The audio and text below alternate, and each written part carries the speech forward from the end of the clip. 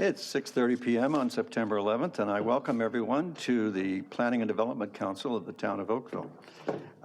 We have no regrets. Everybody's here, and the first thing I would like to do is poll council for any declarations of pecuniary interest or any other kind. And Councilor O'Meara.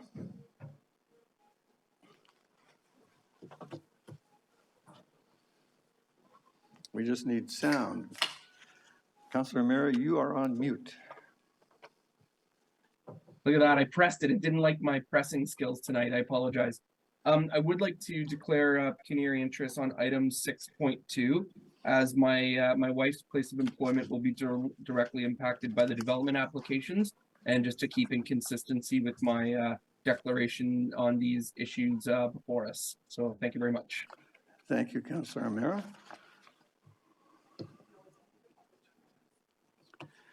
And I don't see any others, Madam Clerk. Would two of us like to move in second resolving into committee of the whole? Councilor Hazlitt-Deal and Councilor Nanda, thank you. Any objection? Madam Clerk, there's none, and that carries. And we're now resolved in the committee of the whole, which is our relaxed rule session, which we traditionally use for planning hearing meetings like this. Now, Council, there's a revised recommendation for consent item 4.2. And we have a registered delegation for consent item 4.6. And I would like to know if I can get a mover for the balance of the consent items, everything but 4.6, including 5.1.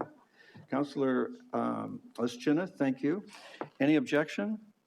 Madam Clerk, there's no objection. Councilor Lischina's motion carries. Madam Clerk, would you call the registered delegation for item 4.6, please? Yes, we have the registered delegation is Russell Cheeseman from Royal Building Municipal Law Chambers. Mr. Cheeseman, welcome. Good to see you again. Good evening, Your Worship and members of council. My name is Russ Cheeseman, and I'm here this evening on behalf of DGB Trafalgar Limited, the owner of the land that is the subject of 3444 Trafalgar Road. Came to our attention, my client's attention, that this was on the agenda this evening for a notice of intention to designate. And I'm here because we're a little confused with respect to the process that's been taken in this case. This matter arises out of the advisory committee minutes of August the 29th, 2023, which were before you tonight as item number 9. My client had its heritage architect attend, prepare a report, and give a deputation at that Oakville Advisory Committee meeting. The minutes that are before you this evening contain no reference at all to either the report or the delegation. The planning report that's come back to you tonight with respect to item 4.1 is a planning report prepared by your planning staff that said it comes out of the August the 29th meeting. It's silent on the matter. So there's a heritage impact report and a deputation that was made by your advisory committee that's come forward to you. You're the body that has to make the decision. What I'm here to say tonight is you haven't got the information before you to make the decision. If you take the action that you're going to take vis-a-vis the consent agenda, the question to you is, why bother having an Oakville Advisory Committee whatsoever? And I don't think that's the intent of the committee, and I don't think that's the intent of council. I mean, you're here to listen and to deal with all of the matters that are germane to the issue at question. So I'm just putting it out there on the table. In this instance, it hasn't occurred.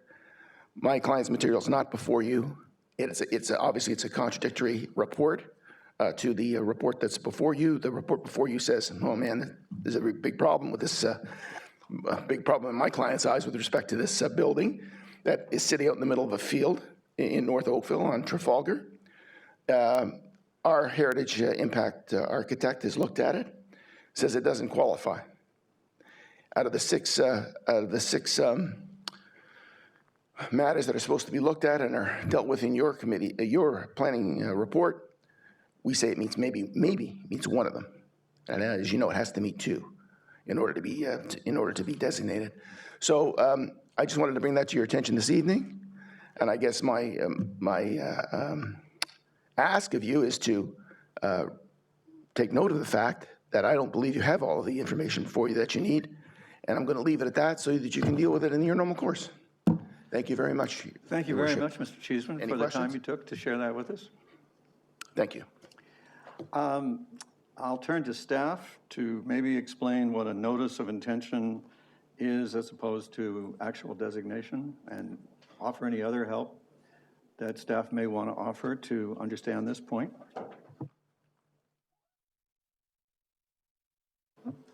Yes, thank you, Your Worship, and members of council. So Mr. Cheeseman is correct. There was a report by staff that went to the August 29th Heritage Oakville meeting, and that was a report recommending that a notice of intention to designate be issued. It's essentially the same information the council has before you tonight. I can't speak to the details in terms from a clerk's perspective as to what is put in the minutes, but I think traditionally what is just put in the minutes from the Heritage Committee meeting is the actual recommendation that the committee made. So that's what you have before you tonight. And you also have the Heritage evaluation report that was put together by staff, included with the staff report in the consent item. And I'm happy to speak to that. But from our staff perspective, we believe that it does meet at least 5 of the Heritage criteria, or 4, I should say, of the criteria under the Heritage Act for designation. And the Heritage Committee agreed with that as well. Thank you very much. I hope that's helpful to the council. On behalf of our clerks, I'll just repeat that the Municipal Act enjoins us with the following rule, that minutes are supposed to record decisions only. So that backs up what Slichtenhorst is saying. Councillor Dudek. Through your worship, I'd be pleased to give you a motion to approve the recommendation of the Oakville Heritage Committee minutes. All right, thank you. Is there any objection to Councillor Dudek's motion? Madam Clerk, there's no objection, and Councillor Dudek's motion carries. Can we get you anything? You okay? All right. All right, that brings us to our first public hearing item. We have 3, 6.1, 6.2, and 6.3, and we have attracted a lot of interest in delegating this evening in our public hearing items. We're going to start with a presentation by Rob Thun, our senior planner, and I'll just note that this is a combination statutory and recommendation meeting, and it is a refusal recommendation from staff. We have registered delegations and in advance, and I understand we drew some more as we were gathering the meeting earlier. So if we give our attention to Mr. Thun, everyone will be edified. Council can have the reminders of what they've already read, and the public, depending on how much they've read, will learn too. Mr. Thun. Thank you, Mayor Burton and members of council. As mentioned before you tonight is an official plan amendment and a zoning bylaw amendment application submitted by 1463291 Ontario Inc., known as Dunbar Developments, and Lisa and Taylor Rogers for the development of 1020 to 1042 6 line. The report can be found as item or section 6.1 of tonight's agenda. The purpose of tonight's presentation is to introduce the application to council, to the public, and also to hear from the public, and also to provide council with a recommendation on the application within the legislated 120-day time frame. The number on the screen, 905-815-6095, is the public number to call should anybody wish to provide input.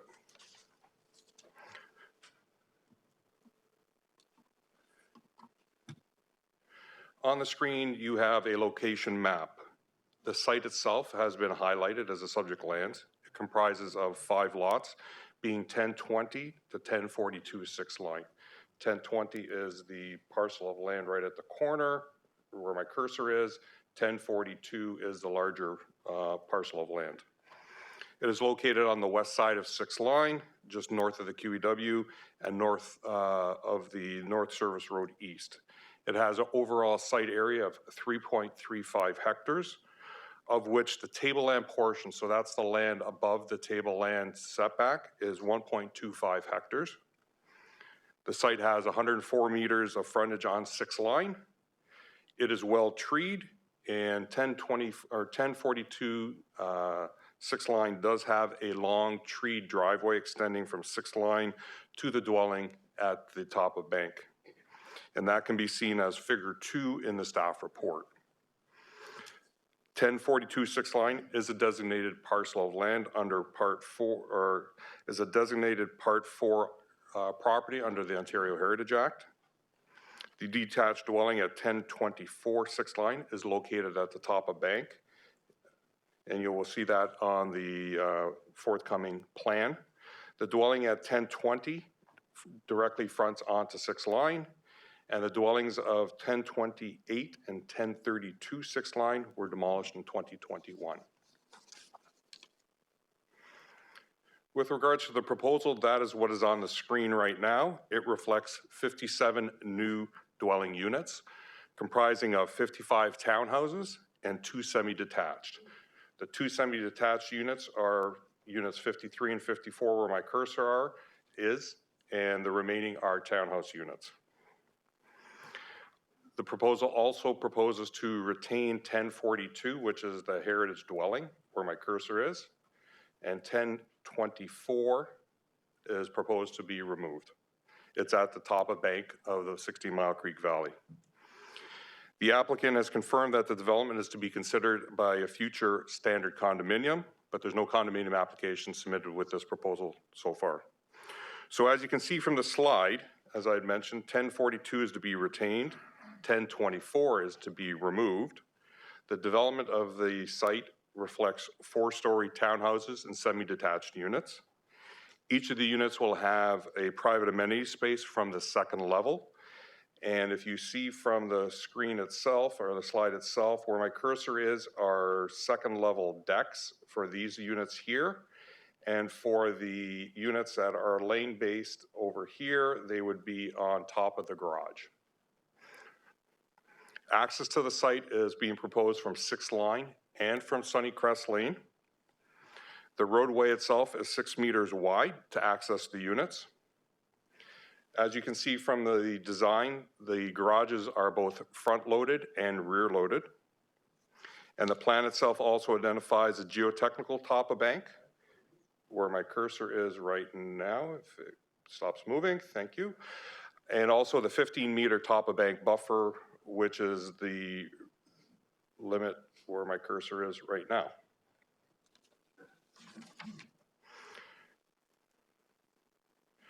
From the livable Oakville plan perspective, the property is in a established residential community within the livable Oakville plan. The site is designated low-density residential with a special policy area overlay, and also natural area reflecting the 16 Mile Creek Valley.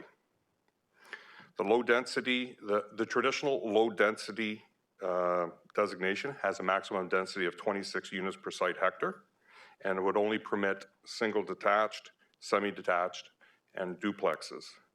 The special policy overlay, area overlay, is an area overlay that reflects 3 areas in town, and it's intended to protect the unique character of those 3 areas.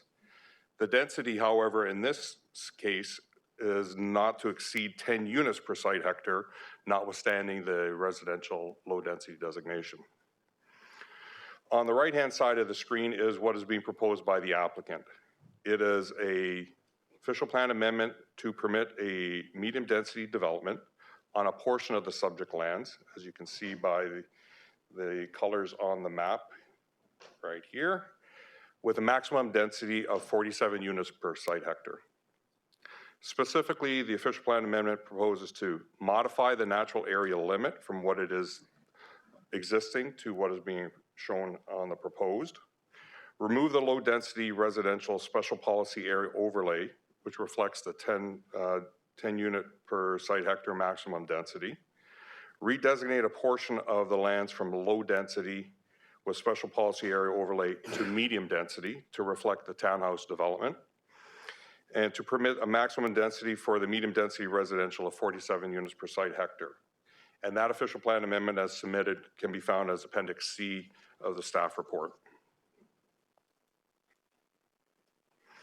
With regards to zoning, the slide on, or the portion of the slide on the left shows the existing zoning, and the existing zoning of the site is residential low, RL1-O, and natural area. On the left or right-hand side of the screen is what is being proposed by the applicant. It proposes to revise the zone boundaries and introduce the RM1 zone to a portion of the subject lands, together with modifying various RM1 zoning regulations to implement the proposal. So the amendment proposes to modify the limits, rezone a portion from RL1 and N, natural area, to RM1, introduce permissions for the existing dwelling, that would be 1042 6th line, to remain in the natural area, and to introduce or amend various RM1 regulations as follows. Delete reference to the maximum lot coverage, the minimum lot area of 135 square meters per dwelling, and the minimum landscaped area. It proposes to revise the minimum lot frontage to 4.27 from the 30.5, and the 4.27 was reflective of the individual units. Amend the minimum front yard, rear yard, flankage yard, interior side yards, as per the figure that is shown on the right-hand side of the screen. Amend the minimum separation distances between buildings from 1.8 or to 1.8 from 2.4. Increase the height to 12.2 from 12. And also permit the above-grade decks to extend 3.6 meters from the main wall of the dwelling, whereas the zoning permits 1.5. And the full zoning can be found in Appendix D. If I can just go back one. The slide before you now is the existing neighborhood character. The slide or the air photo on the left is an aerial with the subject property being highlighted. As you can see here, to the north of the site is Sunnycrest Lane, which is a private lane, and it's comprised of several easements from the existing owners on Sunnycrest Lane. And in that area and to the north are single detached dwellings. South, you have the 6th line Parkette owned by the town in this area where my cursor is, the QEW, and also the North Service Road East. East, you will find 6th line and residential detached dwellings. And west, you have the 16 Mile Creek Valley. The neighborhood is characterized by 1- and 2-story dwellings on large treed lots. Aside from 6th line and Leland, the streets possess rural cross sections, no curbs, no sidewalks. The existing neighborhood continues to evolve with the redevelopment of the existing lots with larger detached dwellings. As an example of this, 1052 6th line or Sunnycrest Lane, which abuts the site, is under redevelopment for a 2-story dwelling. This is described on page 12 of my staff report. From the site perspective, as mentioned, 1042 6th line is a Part 4 heritage designated property. This property does reflect significant cultural heritage landscape. The photo on the right reflects Sunnycrest Lane, just before 1052 6th line, and it is a view of Sunnycrest Lane looking east towards 6th line. As you can see, it is a rural cross section, no sidewalks, no curbs.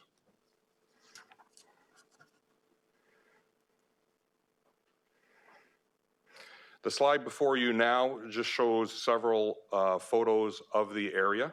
You have the entrance to 1042 6th line from 6th line. You have in the center top is 6th line looking north. Top right is Bormorda. Bottom left is Gurmorda.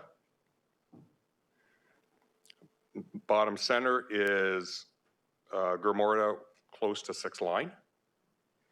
And bottom right is Rancliffe. So as you can see there, other than 6 Line, the rural cross-section is coming through, and you have a character on 1042 6 Line of the treed alley, as we call it, or driveway.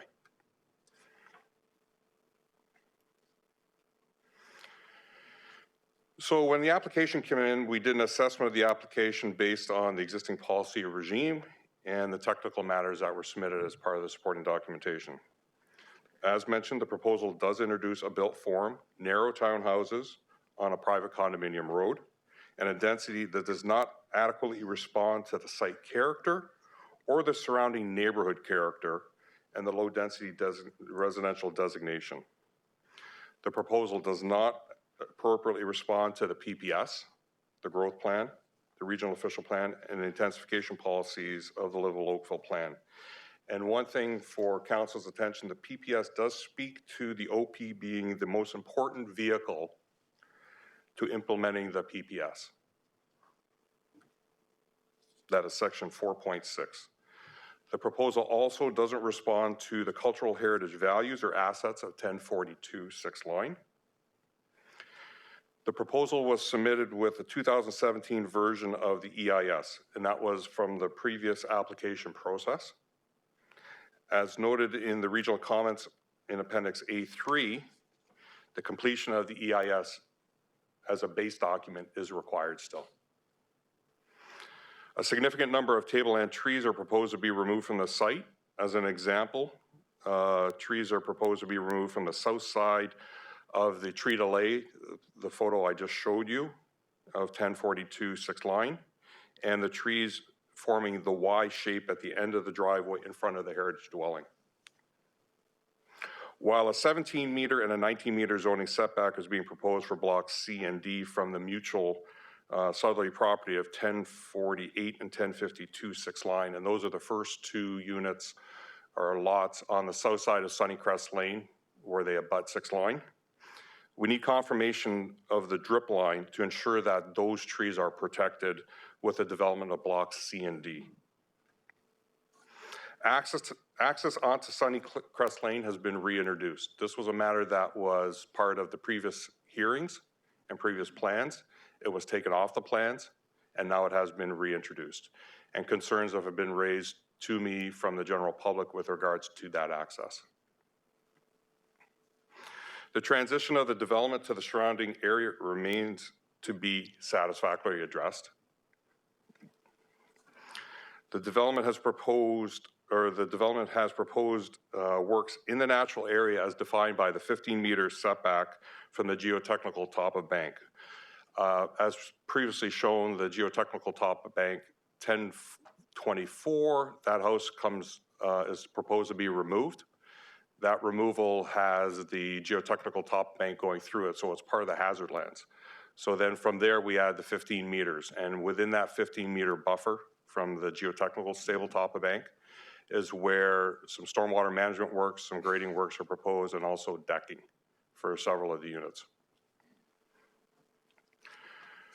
Further discussion will be necessary on the Valley Land and the top of bank acquisition. Those are traditionally things or lands that are conveyed to the municipality as part of the natural heritage system. As part of the OPA and the zoning, we're looking for the protection of those lands first and foremost, and future applications will deal with the actual acquisition. So as mentioned, and as you are aware, this site was part of previous LPAT and OLT hearings. Various concerns from the reviews of those applications, both with council and as part of the deliberations of the previous application before the LPAT, were raised. There were 3 hearings before the LPAT and the OLT. Matters such as fit, intensity, transition, maximization versus optimization of the site or the neighborhood assets, compatibility with the surrounding neighborhood, and consistency and conformity with provincial and local policies were all previously raised by staff, either at council or through the legal process. Those remain critical factors that need to be addressed with this present proposal. As part of that previous process, staff stated that a medium density type of development at an appropriate density, and the operative word is appropriate, addressing the site's constraints and the neighborhood character would be appropriate. Starting on page 34 of the staff report are various excerpts from the LPAT interim decision of 2019, the OLT final decision of 2021, and the Section 23 appeal to the 2021 final decision. In addition, I've prepared through the staff report Appendix K, which is a chronology of the development concepts for the site from the original application that came in back in 2016 for 81 townhouse units. The development concepts before council tonight is similar to that was refused by council previously and of the OLT. As I had mentioned, it even reintroduces an access onto Sunnycrest Lane that was previously removed.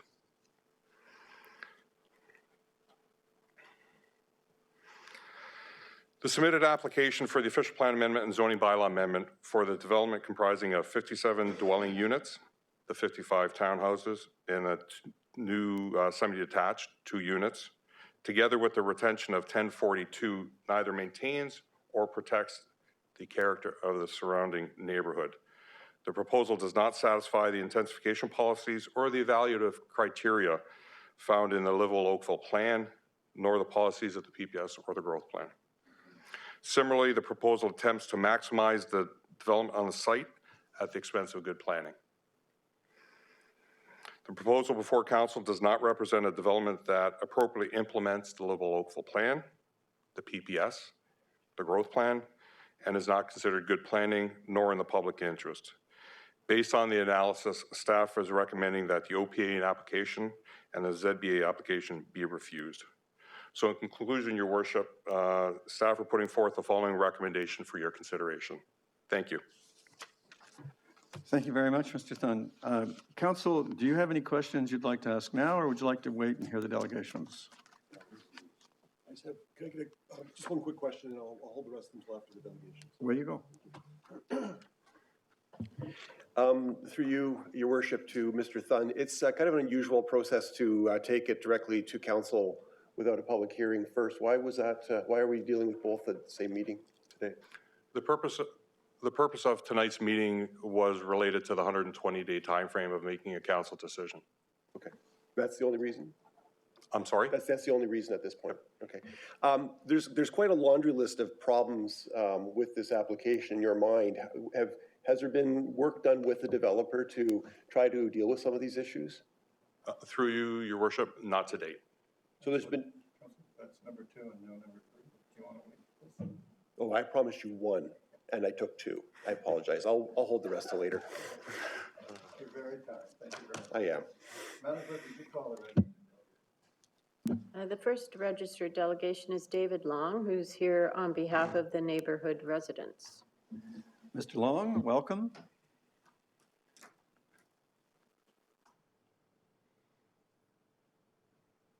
Council looks forward to your information. We're especially interested to know if you support the staff recommendation. I'm here speaking on behalf of the residents of the neighborhood. My name is David Long. And speaking on behalf of the residents of the neighborhood surrounding the proposed Dunbar development. The residents are not only opposed to the proposed development, but are overwhelmingly opposed to this development. Am I correct? Correct. Yep.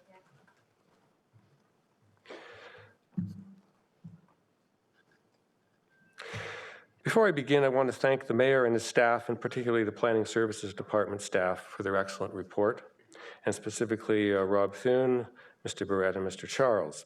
The report is comprehensive, detailed, well-written, and well-considered.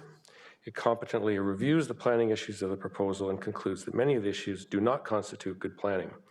So the neighborhood wishes to express their compliments to the staff. I want to emphasize to Town Council that the neighborhood is not and never has been against the development on these lands, but we are in fact in favor of responsible development that follows and respects the rules, the zoning regulations, official plan, Livable Oakville, and other established norms that enhance or maintain the character of our neighborhood. This is evidenced by the low residential zoning and the special policy overlay area for this area. I understand this is the only special policy area overlay north of the QEW and runs up to the golf course on the west side of 6th Line. The Dunbar project is similar in build and form to the townhouse development on the west side of Trafalgar, north of Upper Middle, where the houses are tall and narrow. This is the same formula and product that Dunbar wants to apply on 6th Line. To do that, they need to almost clear cut the trees, the hedges, and the substantial natural growth on the properties. While this dense townhouse form may work well in north of Dundas or on land that was previously agricultural, it does not work here. It's out of character and incongruent with the immediate area, and for that reason, the neighborhood opposes this development.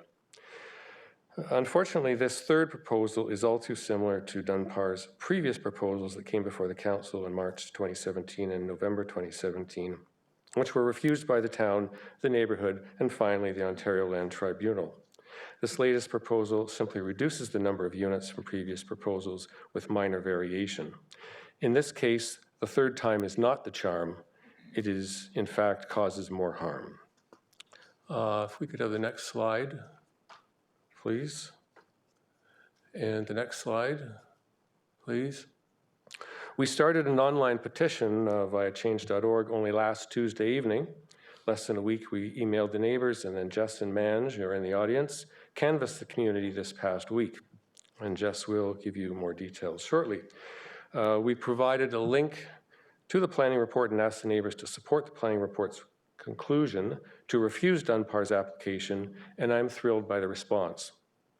As of this evening, we have 234 signatures to this petition. This is overwhelming. If you need more details, Jess or I can provide them. There are many issues I could discuss tonight. Most are covered well in the report, planning report, and in the 39-page length, the report indicates the number and extent of the issues. Most are planning related. I could talk about a number of those issues, but I'm time limited, so instead I want to talk about other issues that are different and unique to this proposal. One of those issues is the impact this proposal has on Sunnycrest Lane. Next slide, please. This is similar to Mr. Thune's slide. I hope you can read it, but I put some numbers in there. Quickly review it, although he's done a very good job. The Dunbar lands are shaded. You see 10, 20, 24, 28, 32, and 42. Most of 42, 10, 42, and 24 are valley lands. The corridor north of 28 and 32 is the LA, the drive way out to 6th Line. And I want to point out that 1042 abuts Sunnycrest Lane between 1052 and 1058. There's a little gap in there. Now, if you stand on this property, the photo was provided, but if you stand on this property between 1074, 1072, and 1058 on the road, and you face east along Sunnycrest Lane, next slide, please. This is the view that you will see. It's dense growth. It's 30, 40 feet high on the right side. Most of that is where 1042 impacts Sunnycrest Lane. This is important because Dunbar assumes they're going to access Sunnycrest Lane. Quick side note that 1074 and 1052 have recently applied for building permits.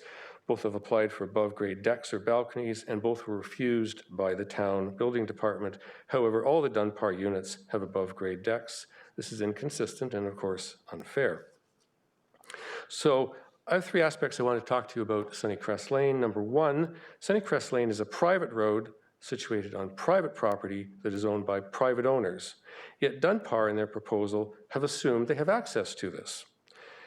The owners of 1074 and 1072 do not believe, from their understanding of their deeds, that Dunbar has access to the Sunnycrest Lane. Mr. Tapley who is one of the owners on Sunnycrest Lane, sent a cease and desist letter in January 23. It's in your submissions to Dunbar, and it was ignored by Dunbar who just continued with their submission. Dunbar provides no reference or evidence or a legal letter in their submission to this proposal indicating that they have access to this land. Their design assumes they have access, so without that knowledge and that confirmation, how can you approve this proposal? Now, Dunbar has known about this lane being private for a few years, so why didn't they include a legal letter in this proposal? They've known about it. It's not something that's come up recently. This is unique. This is a unique issue to this proposal. It's not in any planning checklist, and so kind of take a holistic view. I'm not a lawyer. I haven't seen the 1042 property deed. I have a copy of the original 1954 agreement that creates Sunnycrest Lane, and I'm not sure, in fact, that they do have access. Maybe they do, but it's not clear. And in fact, they planted many trees across the years to block the entrance and create a buffer for the road. Dunbar would also need to work with other residents, especially 1072 and 1076 who own the land, and they've indicated that they're not willing to do so. So this is a very contentious issue, which Dunbar just assumes is doable. And the planning report concludes removal of the existing cedar hedge abutting Sunnycrest Lane. The proposed development concept does not maintain or protect the existing character along the lane and does not consider any transition. So if there isn't an easement, the development needs to be redesigned. And then you have the issue of you're only going to have one access point, which is going to be on 6 lines, so you're going to have like 90 cars with only one access point. So there's the legal access is not clear, and this is an important element, and so Dunbar's automatic assumption is puzzling, I find. But let's step back for a second and say, well, maybe there is an easement. Assuming there is an easement, Dunbar that assumes, well, then you can take 1042 and you can subdivide it and create all these homes and give all those people the benefit of that easement to Sunnycrest Lane. So instead of the original view of one home access, they're going to expand that, and then they're going to buy all these properties that abut it or adjoin it to the south. They're going to do a development and give them, connected by a road, give them all the access or the benefits of this easement. Surely this is more than a minor legal matter and therefore presumptuous on Dunbar's part. As it was pointed out, there's no sidewalks, there's no curbs, it's very rural, it's taking care of the residents, the snow cleaning, the clearing. Mr. Tapley's got some gravel, and I am running out of time. It's not up to standards for the police. There's been no attempt by Dunbar to reach out to the neighbors. So I don't see how this proposal can be accepted without legal clarity and agreement with the owners. There's no framework for how they're going to work with the owners. There's liability issues, et cetera, et cetera. This is problematic. The heritage property basically they're going to eliminate the circular driveway. They're going to injure the beech tree. They're going to cut off the alley. They're going to cut off trees at the front of the alley on 6th line to put the storm sewage management. They are going to, and I don't like to use this word, but they're going to butcher the heritage site, and that's not an overstatement. I rushed through. My time is out. I was going to briefly talk about the tree canopy. Try to relate a current public policy issue, and that's diversity, into our presentation. And I was going to list a whole load of diverse type of trees in this property, but you get my message, I think. Mr. Long, well, maybe it would suffice if you would say, for all these other reasons, that's why you presumably agree with the staff recommendation. We certainly agree with that and more. Yes. Thank you. Thank you very much. And the residents, as I say, not only oppose it, but overwhelmingly oppose it. Thank you. Thank you very much. We never doubted you. Super. Thank you very much for Appreciate your it. presentation. Appreciate it. Madam Clerk, would you call the next delegation, please? The next delegation is Jess Gill. Was there any questions, or No, sir. how does it work? Super, thank you. Ms. Gill, welcome. Council looks forward to your information. Thank you. Good evening, Mr. Mayor and town councilors. My name is Jess Gill, and I live on 6th Line within 100 meters of the proposed development. I have been closely involved with this development in opposing the applicant's previous proposals since 2016. We chose our home specifically on 6th Line because of the character of the neighborhood, including the low-density zoning of the immediate area, the mature trees, the large lot sizes, and the resulting diverse architecture of the homes. These were important factors. We envisioned a stable neighborhood that would be ideal for raising our young family for many years to come. Modifying the zoning to medium density will significantly change the look and feel of the neighborhood. Mr. Mayor and councilors, as Mr. Long has pointed out, we canvassed our neighborhood and the consensus was overwhelmingly against the proposal. Neighbors were appalled at the potential that the character of the neighborhood being destroyed and wanted their voices to be heard, which you can see here are in attendance both in person and online. I'd like to highlight a few comments that have been made by my neighbors. This proposal goes against the area's natural development. I would support and welcome single-family detached homes that would be more in line with keeping the character of the neighborhood. The proposal is only to maximize the developer's profit. Another neighbor said, when building our house, we were asked to make several modifications to our drawings as they were not in line with the character of the neighborhood. There were height restrictions of 9 meters. We were denied balconies, asked to remove covered porches, decrease the square footage of the house, and even the design of our driveway wasn't permitted. We were asked by the town to change the exterior because it wasn't in line with the character of the neighborhood. It is surprising to see that Dunbar's proposal does not meet the height requirements. They have proposed balconies and have the boldness to include access to Sunnycrest Lane, which is a private road. And finally, a neighbor said it would be a sin to develop this oasis with a barrage of townhouses. The wildlife that enjoys the property is plentiful, not to mention the trees that help to create the very air that we breathe. And some residents hadn't heard about the proposal and couldn't believe this is being proposed in their neighborhood. Other neighbors within close proximity didn't receive the notification, such as the houses close to the golf course, which are in the special policy overlay to maintain the character of the neighborhood. Neighbors were concerned if the majority of trees are being removed, it would remove the sound barrier from the QEW. Others were concerned that the natural habitat of the animals that they see regularly would be destroyed. I attended the planning meeting in November 2017, which was held to discuss the applicant's revised concept at the direction of council. At this meeting, I spoke along with Mr. Long on behalf of our neighborhood and expressed our concerns with the applicant's revised concept. It is unfortunate and a shame that we are here again today to defend the character of our neighborhood, when quite frankly, we should be questioning the character of the applicant and their overall attention for our neighborhood. I make this statement based on the following. First, from my understanding, the current zoning of the subject lands existed when it was acquired by the applicant.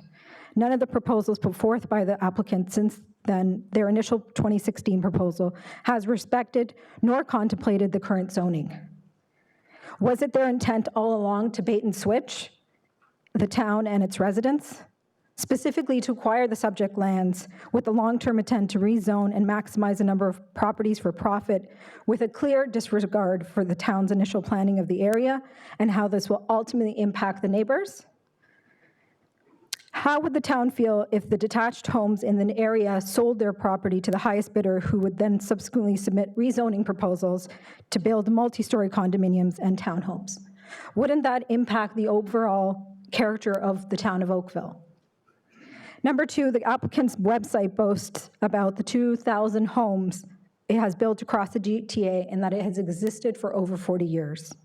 I am appalled and insulted with the resources and expertise at their disposal that after hearing our concerns at the November 2017 meeting, the applicant took 6 years, and I repeat 6 years, to put forth a subsequent proposal consisting of a measly decrease of 10 units from 67 to 57. This is a slap in the face to all of us in the neighborhood and a clear indication of what their game plan is. To be blunt, this is a waste of our time and taxpayer dollars. The applicant has not maintained their property. adjacent to 6th Line, whereby the grass weeds are heavily overgrown. Councillor Knoll and Councillor Grant are aware that neighbors have continually contacted Oakville's bylaw enforcement each year to request that these properties are maintained. The applicant has neglected properties to such an extent that they were condemned in a decrepit, sorry state to the point that they have had to pull down due to their lack of desire to upkeep and maintain their character in line of being a good neighbor. This reconfirms to us that the applicant does not have the neighborhood's best intention in mind, and we can only imagine how they are neglecting to upkeep the heritage site. And number 4, in January of this year, the applicant hosted a Zoom session to share the details of their new proposal with the neighbors. The uninformative presentation lasted only 8 minutes, and they couldn't address the significant concerns the neighborhood had. It was clear to us the meeting was orchestrated to meet a checklist. There were minimal changes to the proposal, which is egregious. Mr. Mayor and councillors, I would like to be clear. We are supportive and welcome proposal by the applicant of a development in the area that is responsible, maintains the character of our neighborhood, and it is consistent with the current zoning guidelines initially established by the town, full stop. The addition of 55 townhomes and 2 semi-detached homes to the area will negatively impact the flow of our community and impact our neighborhood significantly. The current infrastructure of our neighborhood was built upon the town's initial zoning of our area, including the subject lands. On behalf of my family, my neighbors, I urge Mr. Mayor and town councilors to support the recommendation of the planning services staff and refuse the current proposal. Thank you. Thank you very much. I was hoping you'd get around to that point. Thank you. Madam Clerk, would you call the next delegation? Next delegation is Gordon Brennan, representing the Oakville Community Association. Mr. Brennan, welcome. Council looks forward to your information.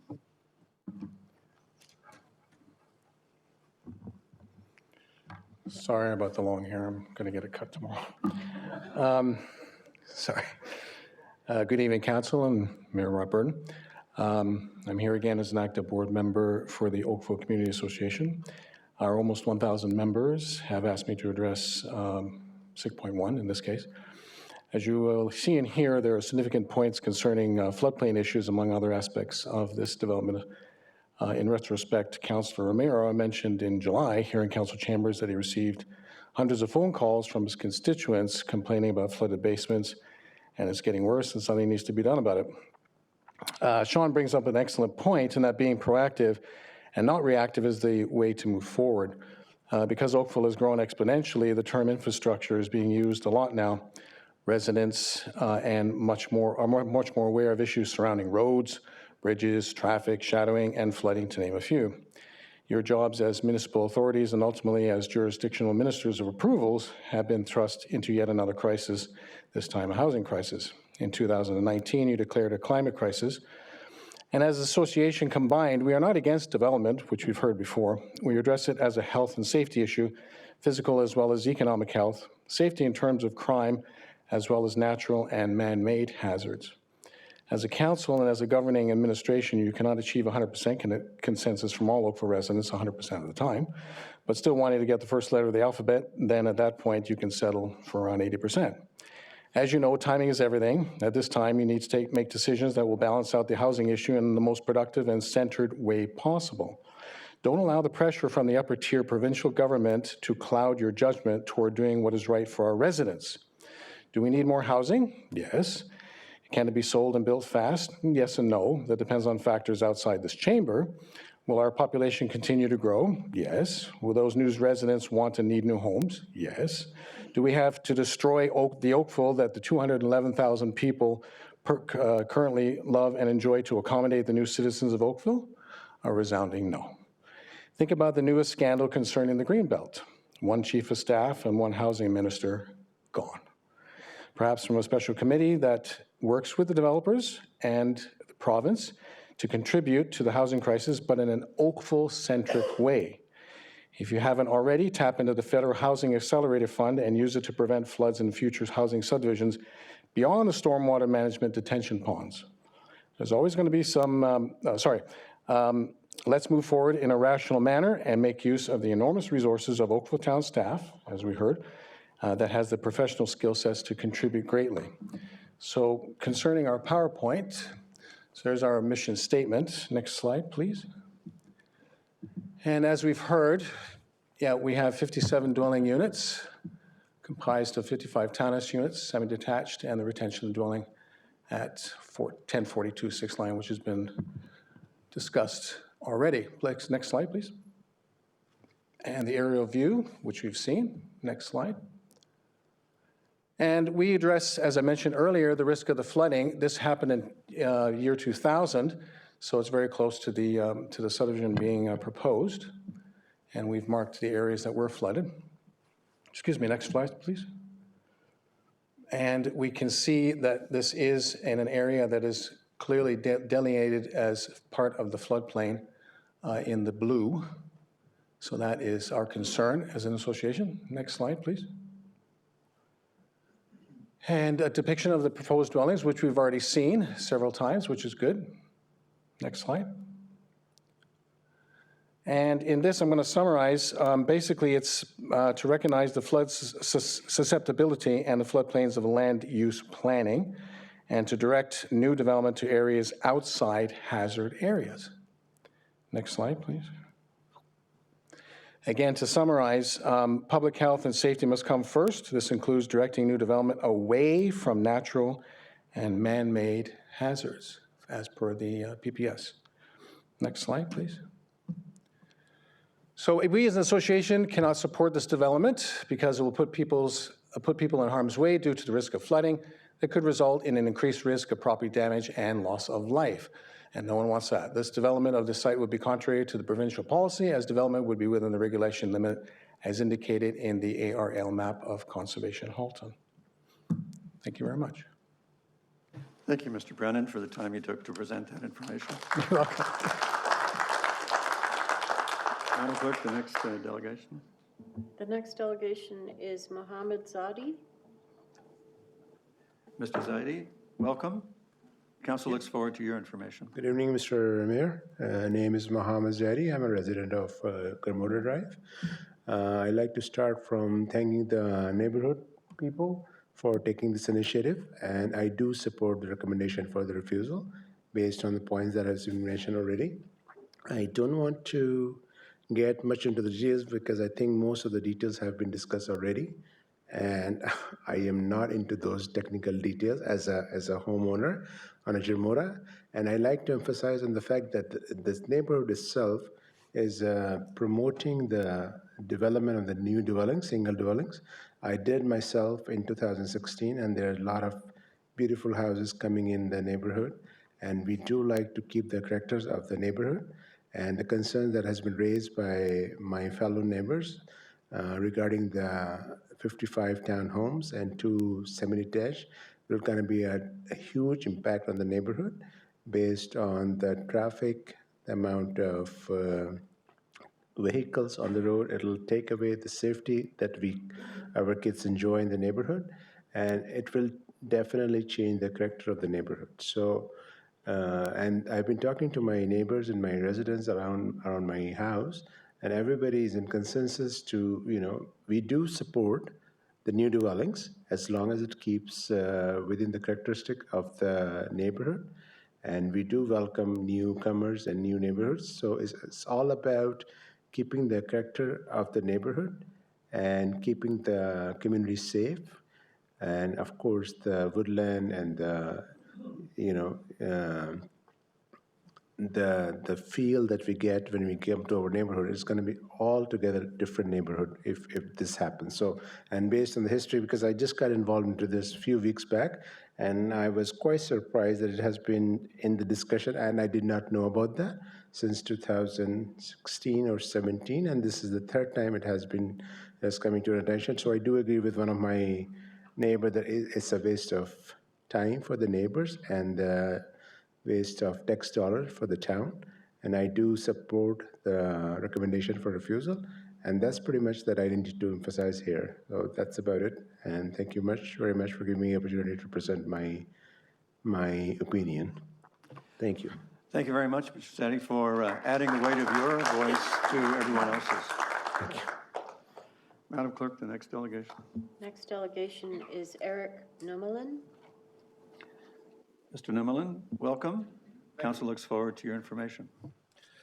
Thank you very much. I've met Jeff Knoll. I've met you, Mr. Burton, as well, during campaigns. And I think the one time I talked to Jeff Knoll was in 2016, I believe, was about this development. I am not a political person. I do not get involved. I live on Jermorda. I was not even notified this time that the development was going ahead. So I'm not sure when it changed from notifying everybody in the area to just 240 meters or whatever the heck it was. So I was not aware of this. I only found out thanks to the people here in the committee who contacted me on the weekend. So I just also want to state that I moved to Oakville 30 years ago because Oakville had a feel. I lived in Oshawa growing up, and I saw Oshawa change, and I decided to move to Oakville. Since that time, I now own 2 homes in Oakville. I own a business in Oakville, and I wanted to make this a place that had my roots. My second home I bought on Jermorda was because there's a characteristic in that neighborhood that was wonderful. It was overgrown with nice, wonderful trees. It wasn't busy. Neighbors were great. You know, it was everything that epitomized where I wanted to raise my family. This development does not fit that characteristic. And I do have a little bit of a background. My father was a developer in Oshawa. He built 3 neighborhoods in the north end of Oshawa. So I do understand the development side of it. I tried to stay out of it. I'm in the food industry now. So what I want to say is when I bought this house, I wanted to live by the rules. I put in a pool, but I couldn't put it where I wanted to put it, so I had to put in a $15,000 retaining wall because I was on Conservation Authority land. I decided to follow the rules. What I'm finding out now is that a developer can choose not to follow the rules. They can take single-family dwellings and put multiple dwellings on it that grossly exceed the neighborhood of the feeling of the neighborhood. And it leads me to wonder, I have a fairly big piece of property. If some developer offered me a lot of money for my property, the house beside me, and the house beside that, on the top end of Jermorda, could they put in 50 townhouses in that area as well? So you have to stand up as this council and agree with the Planning Commission that there is a feeling for a neighborhood. Neighborhoods have styles, neighborhoods have cultures, neighborhoods have feelings. Why are developers allowed to override what's going on in a neighborhood? That's all I wanted to say. I'm not a political person, but I'm angry because this is the first time, more like the last time you're going to see me at a council, but this is not what Oakville should stand for. I also have to deal, just so you're aware, I have to deal with the shadowing of all the, I'm not really going to get into it, but all the buildings that are going on the south side of QEW, I'm going to have to deal with all the excessive traffic that's going to take place in our neighborhood that's tremendously busy now. You can't even walk your dog and cross Leyland. You know, there's so many cars now. We had another 55 cars in the morning, 55 cars in the afternoon. It's just too much. It's changing the neighborhood tremendously. So do we need more people? Absolutely. Do we have to take more people? Absolutely. But I think there's better ways of doing it than destroying a neighborhood. Thank you very much. Thank you. Mr. Neverland. Mr. Lemon, thank you very much for taking the time to share your thoughts. I have to tell you that after 30 years, you've probably got roots. You're there. You got your roots now. They're in.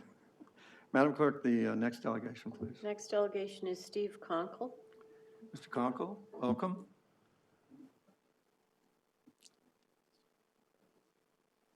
Council is eager to hear your views. Hello, I'm just here to voice my disagreement with the proposed dwellings being added here. I think it's a bad idea to change it from low to medium density population. And it's going to look really strange with this heritage home that they're keeping, which is nice, but you're going to have this heritage home beside all these townhomes.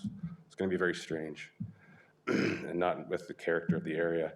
My property is adjacent to the property, so the heritage vibe is real there. There's There's river rock walls that extend from my property into the Dunbar's property.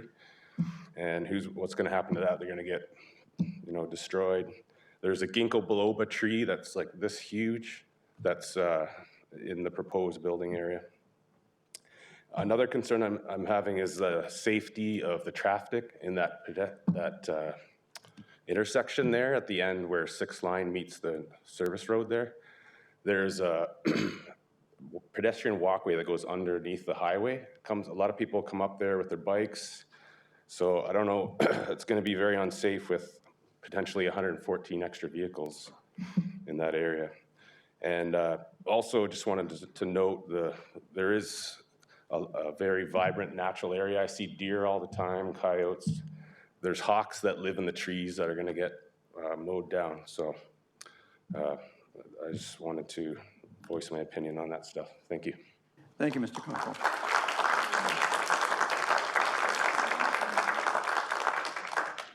Madam Clerk?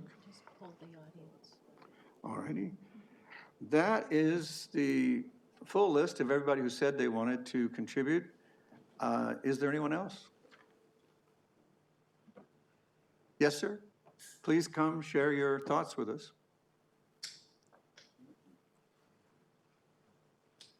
If you'd be kind enough to identify yourself for the clerks, that'd be appreciated. Good evening, Mayor Burton and town councils. Actually, I was registered when I came in, so just in case that my name wasn't called, I thought I should stand up. I'm glad you did, Madam Clerk. Okay, so as the Vice President of Oakville Community Association, I would like to express my support for my colleague, Gord Brennan, regarding item 6.2, August development. Additionally, I believe the points made by Mr. Brennan. Mr. Branch, this is item 6.1. We went on, are you speaking about item 6.2? Okay, then, all right. So, it wasn't made clear, you just said if anybody wanted. We went on fairly long about 6.1. You could be excused I for would thinking wait, I would wait, so. 6.2. Okay, I'll come back, okay. Yeah. No problem. All right, I'm going to confine the matter to table, and I have a hand from Councillor Knoll. Councillor Knoll. Thank you, Worship. First of all, I will move the staff recommendation to deny the application, but I do have a question as well, because it was a question that I asked before. I just want clarification on it. Away you go. So as I was saying earlier, and I just want to make sure that I totally understand this. So as I said earlier, there's quite a laundry list of concerns that staff have with this application. Many of them came out through the LPAT process, we've heard from the residents. Has there been any work done by the developer on any of these issues at all? Through you, Your Worship, to Councillor Knoll, first and foremost, we did have a pre-consultation meeting with the applicant in May of 2022. And at that time, we raised significant concerns with the proposal at that time. We also had a pre-con meeting in November of 2022, more so related to the site plan, but similar issues were raised at that time with what was proposed, and it's similar to what you see before you today. When the application came in, we had an extensive discussion with the applicant related to a complete application. At the complete application, we were missing a few things. It resulted in the only thing that was missing at the time was the EIS, and it was to be updated, scoped, and based on the terms of reference. That matter was subsequently resolved with the 2017 version being accepted to process the application. But as you can see from the comments raised by the region of Halton, that EIS needs to be updated. And it may or may not affect the development. Okay, so there has been consultation with the applicant. With regards to the details that I provided today, no, there was not that because of the 120-day aspect. However, we did have prior to the application coming in. Okay, and just for the sake of the members of the public that are watching or in the audience, what does EIS stand for? Environmental Implementation Study. Thank you. I think that's important. Just watch the acronyms. Okay, that's all I have, Your Worship. I think that this is clearly on its way to the LPAT, so I guess it's going to be on the books for a while. Thank you, Councillor Knoll. Councillor Grant. Thank you, through you, Mr. Mayor. I was also going to move the motion, but apparently somebody's beat me to that. With basically 1119 has a great laundry list of problems. We've known for some time that Sunnycrest Lane is a private lane and not to be accessed by this property. Is that not right? Through your worship, Councillor Grant, yes, we have known that. And yet, it has been noted that the entryway on 6th Line, the only one that they would have, is a problematic one because of the dangers of cars pulling out from their driveways. Yes? Through your worship, transportation analysis was reviewed by our transportation staff, and no concerns were raised with regards to the 55 or 57 units of this proposal onto 6th Line. Nope, concerns? No. There was one in, you do have a concern here, though, about the dangers of the entryway. But we'll continue on. It's not quite frequent that the MTO gets involved in commenting, I would assume, when it comes to stormwater management issues. MTO, through you, your worship, to Councillor Grant, MTO was circulated with the application because it does abut the QEW. Yeah. Through that review process, they comment on whatever is in their purview. In this case, it is stormwater management and the impacts on their ability to provide a highway system for the residents of Ontario. So in that review, they did raise a concern with regard to stormwater management and the potential impacts that this site may have on the existing storm sewer system that is part of the highway system. Okay, great. Well, without belaboring this much further, because we do have a long evening ahead of us, the report is great. Thank you. It's very strong, and I would look forward to supporting the motion against. Thank you, Councillor Grant. Councillor Knoll, is there something else?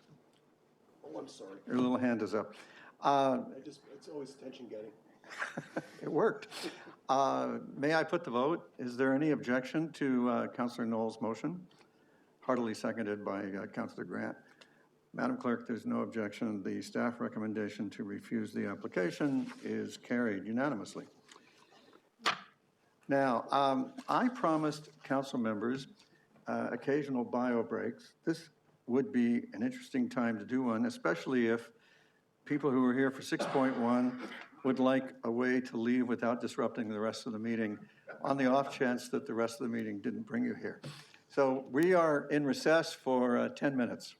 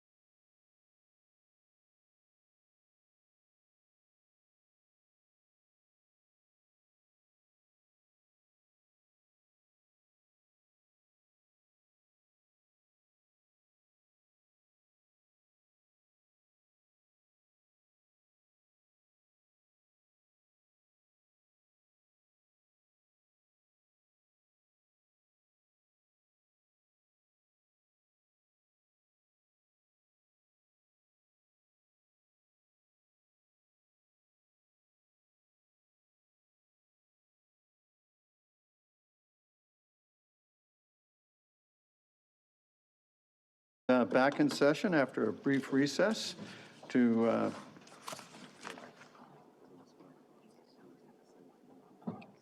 or not. Okay.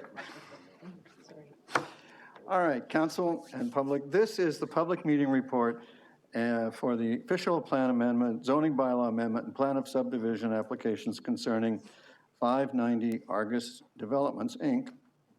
Councilor O'Meara has declared a conflict and will probably, I guess, turn off his screen, but not participate or vote on this matter. And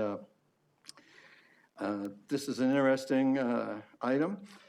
So we're going to start off with an introduction by Jennifer Huckworth, our Assistant Town Solicitor. And then we will have a presentation, apparently, from the applicant's planners, Mr. Tyler Grenier from Bousfields. Staff will be available for questions, and we have at least one registered delegation that I know about, and we will poll the audience at home and here in the chamber after the registered delegation. So I recommend we all give our attention now to Ms. Huckworth. Thank you, Your Worship. As you have noted, this is, oops, thank you. As you have noted, this is somewhat of an unusual situation because we had given notice of the public meeting and then received an appeal sometime last week. So it won't be council who is making the decision on this matter. It will be the Ontario Land Tribunal. Nevertheless, we're proceeding with the public hearing tonight for several reasons. First, it's of value to council and members of the public to receive information with respect to the application and a better understanding of what is proposed. Secondly, we've invited the public here, and it's of value to council to hear their input. This is one of several opportunities for the public to receive or to provide council with input on Midtown matters, but specifically this application.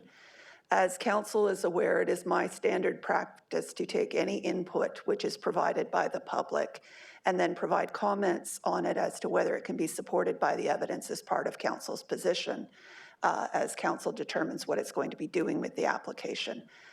That will be my practice again, to provide that information as well as some additional information to council at a later date.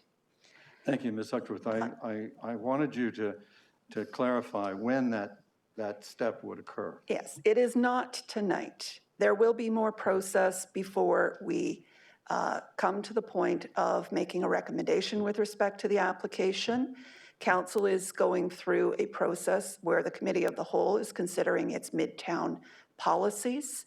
That process will continue to advance, and council will continue to determine how it feels about the policy future for Midtown in general. And at some point, we will be bringing forward a report. There are two other applications which are subject to appeal. Those are both scheduled for separate case management conferences before the tribunal on December 14th. So our first report will be before then. How soon? It's to be determined.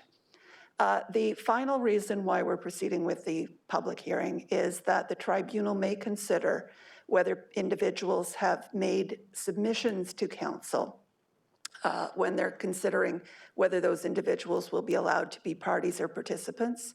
So if someone wants to make a submission in the future to the Ontario Land Tribunal, it is to their advantage to speak to council first. So that was the information that I wanted to convey to the public and to council. Thank you very much, Ms. Huckworth. That is delivered with your customary clarity, and it's greatly appreciated by council, I think, and the public. Madam Clerk, is Tyler Grenier ready and here? Mr. Grenier, welcome. Council looks forward to your presentation and whatever edification you can bring. Thank you very much. Good evening, Mr. Mayor, members of council, staff, and members of the public. My name is Tyler Grenier. I'm a land use planner with Bousfields, Inc. I have been before this development council before on the 2 other applications in Midtown on behalf of district developments. And I do agree with the comments made by town's legal representation this evening. I think it's still very important to hear from the public despite the appeal. Even though there is a new body that would ultimately rule on the applications, it doesn't mean that the public comments are not important. And this process this evening, even through the tribunal, does allow for further conversations to be held with the town, and that's very much our intention as we go through the process. It also means that changes can still be made. And so irrespective of the appeal, I just want to make sure that's clear to the public. We're not at a point where we're just going to move forward and not make any changes. There's still those opportunities for discussions to be held. And so with that said, I will provide an overview of the proposal before you this evening and some of the applicable policy, and then be here to answer any questions that may arise.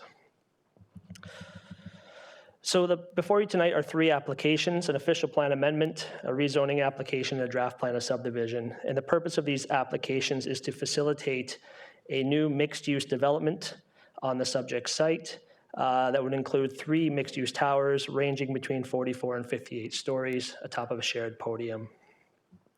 Slide, please.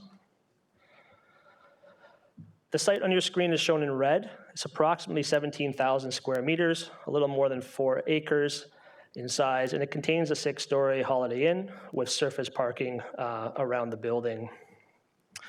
It abuts South Service Road to the north and a veterinary clinic and medical office building to its east.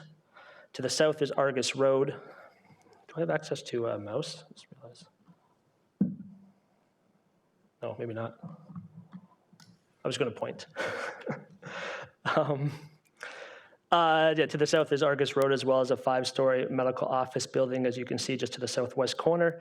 And that property wraps around the west side of our site, and currently a surface parking lot as well. The site is located in Midtown Oakville, which is served by the existing Oakville GO station, as we're all aware. And Midtown is identified as an urban growth center. Oh, thank you. Perfect. Move this over here. Midtown Oakville is identified as an urban growth center and a major transit station area. And so what that means is that Midtown is an area that is targeted to accommodate significant growth over the coming decades. And that growth would occur largely in higher density built forms. Slide, please. The proposal before you this evening is to develop a transit-oriented development. As I mentioned, 3 residential towers sitting atop a shared podium. The built form is somewhat arranged like a capital letter E on its side. So imagine these being sort of the fingers in white here. So on your left is building A at 44 stories. In the middle is building B at 58 stories, and building C is 50. And these zigzag lines that you see coming down towards Argus is the terracing of the podium. So when the tower meets the podium at 12 stories, it then begins to terrace down as we move towards Argus Road down to 6 stories. And then just internal to the site here, it terraces down to 2 stories. Currently, the proposal is contemplating approximately 1,750 units with a range of 1, 2, and 3 bedrooms. In addition, at grade, the proposal is seeking to provide non-residential uses as well. A proposed daycare as well as retail uses at grade, which the intent is to activate the street frontages along South Service Road and Argus, as well as these orange areas in the middle, which are designed as pop spaces. Pop spaces, for those who aren't familiar with that concept, it's a privately owned, publicly accessible space.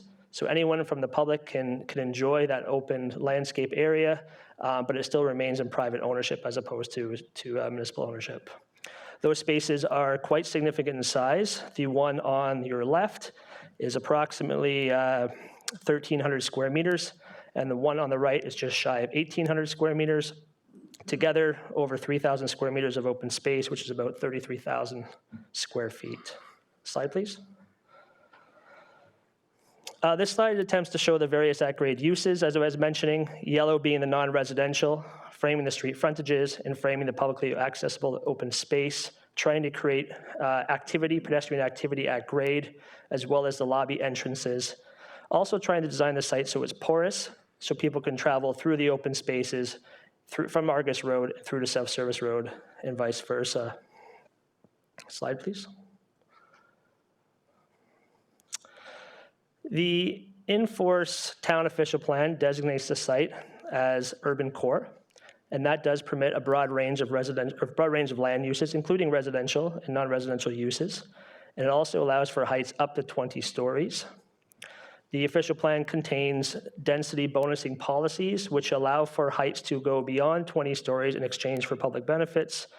No official plan amendment is required to increase the height, and there is no cap on the amount of height that's added to any one particular project. Midtown Oakville, Midtown has always been envisioned as a higher density development area, including in the in-force official plan. However, from an urban structure perspective, it has not been updated to reflect changes through provincial policy over the years. And in this regard, the town, as I think most of us are aware, have undertaken a review of its official plan and its policies specific to Midtown Oakville. Slide, please. With respect to the town's initiated official plan amendment, in March 2021, Oakville released their first set of draft policies for Midtown. And just over a year later, in May 2022, a second draft was released. That second draft was the draft of policies we had when we made the application and when we initially met with staff at a pre-application meeting. And at that time, the policies were contemplating heights up to approximately 250 meters or 80 stories, to which we were well below. A third version was released in May of this year. It has removed any sort of height cap or suggestion of such heights, but it does continue to provide for maximum densities up to 10 times FSI on the site, with some ability to go beyond. As council is aware, but just for the benefit of the public,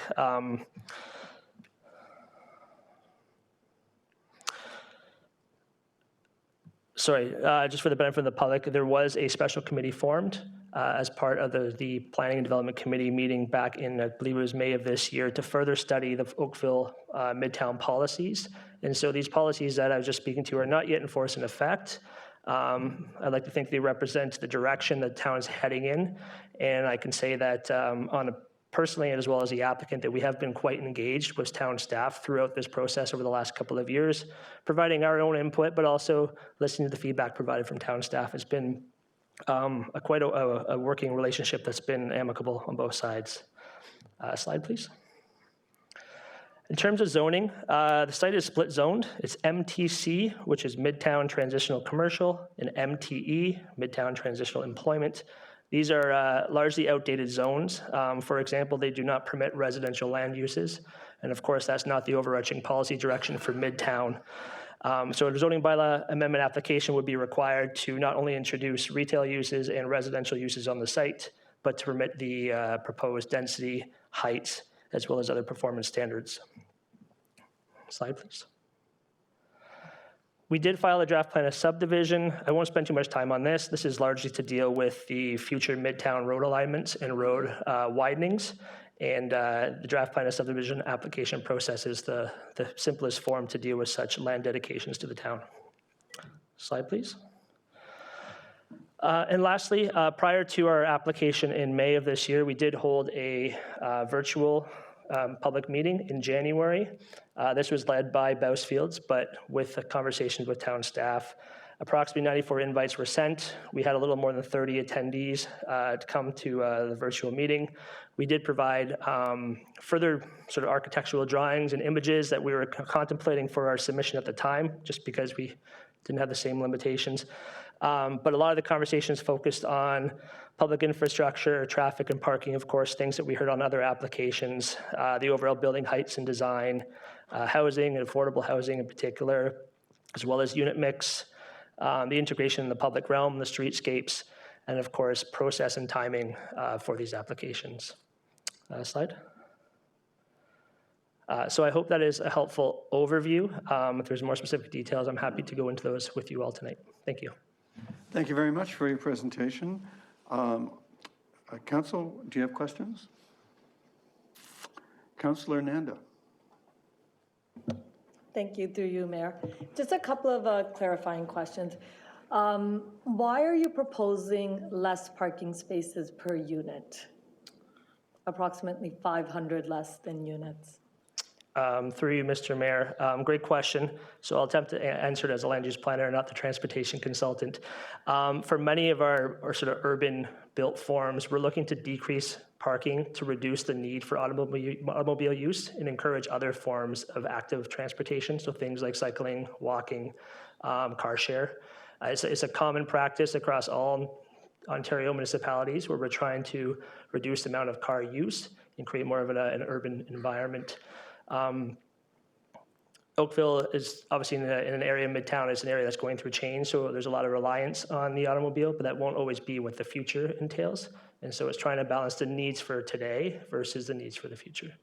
So if required though, would you be able to do 1 parking spot per unit?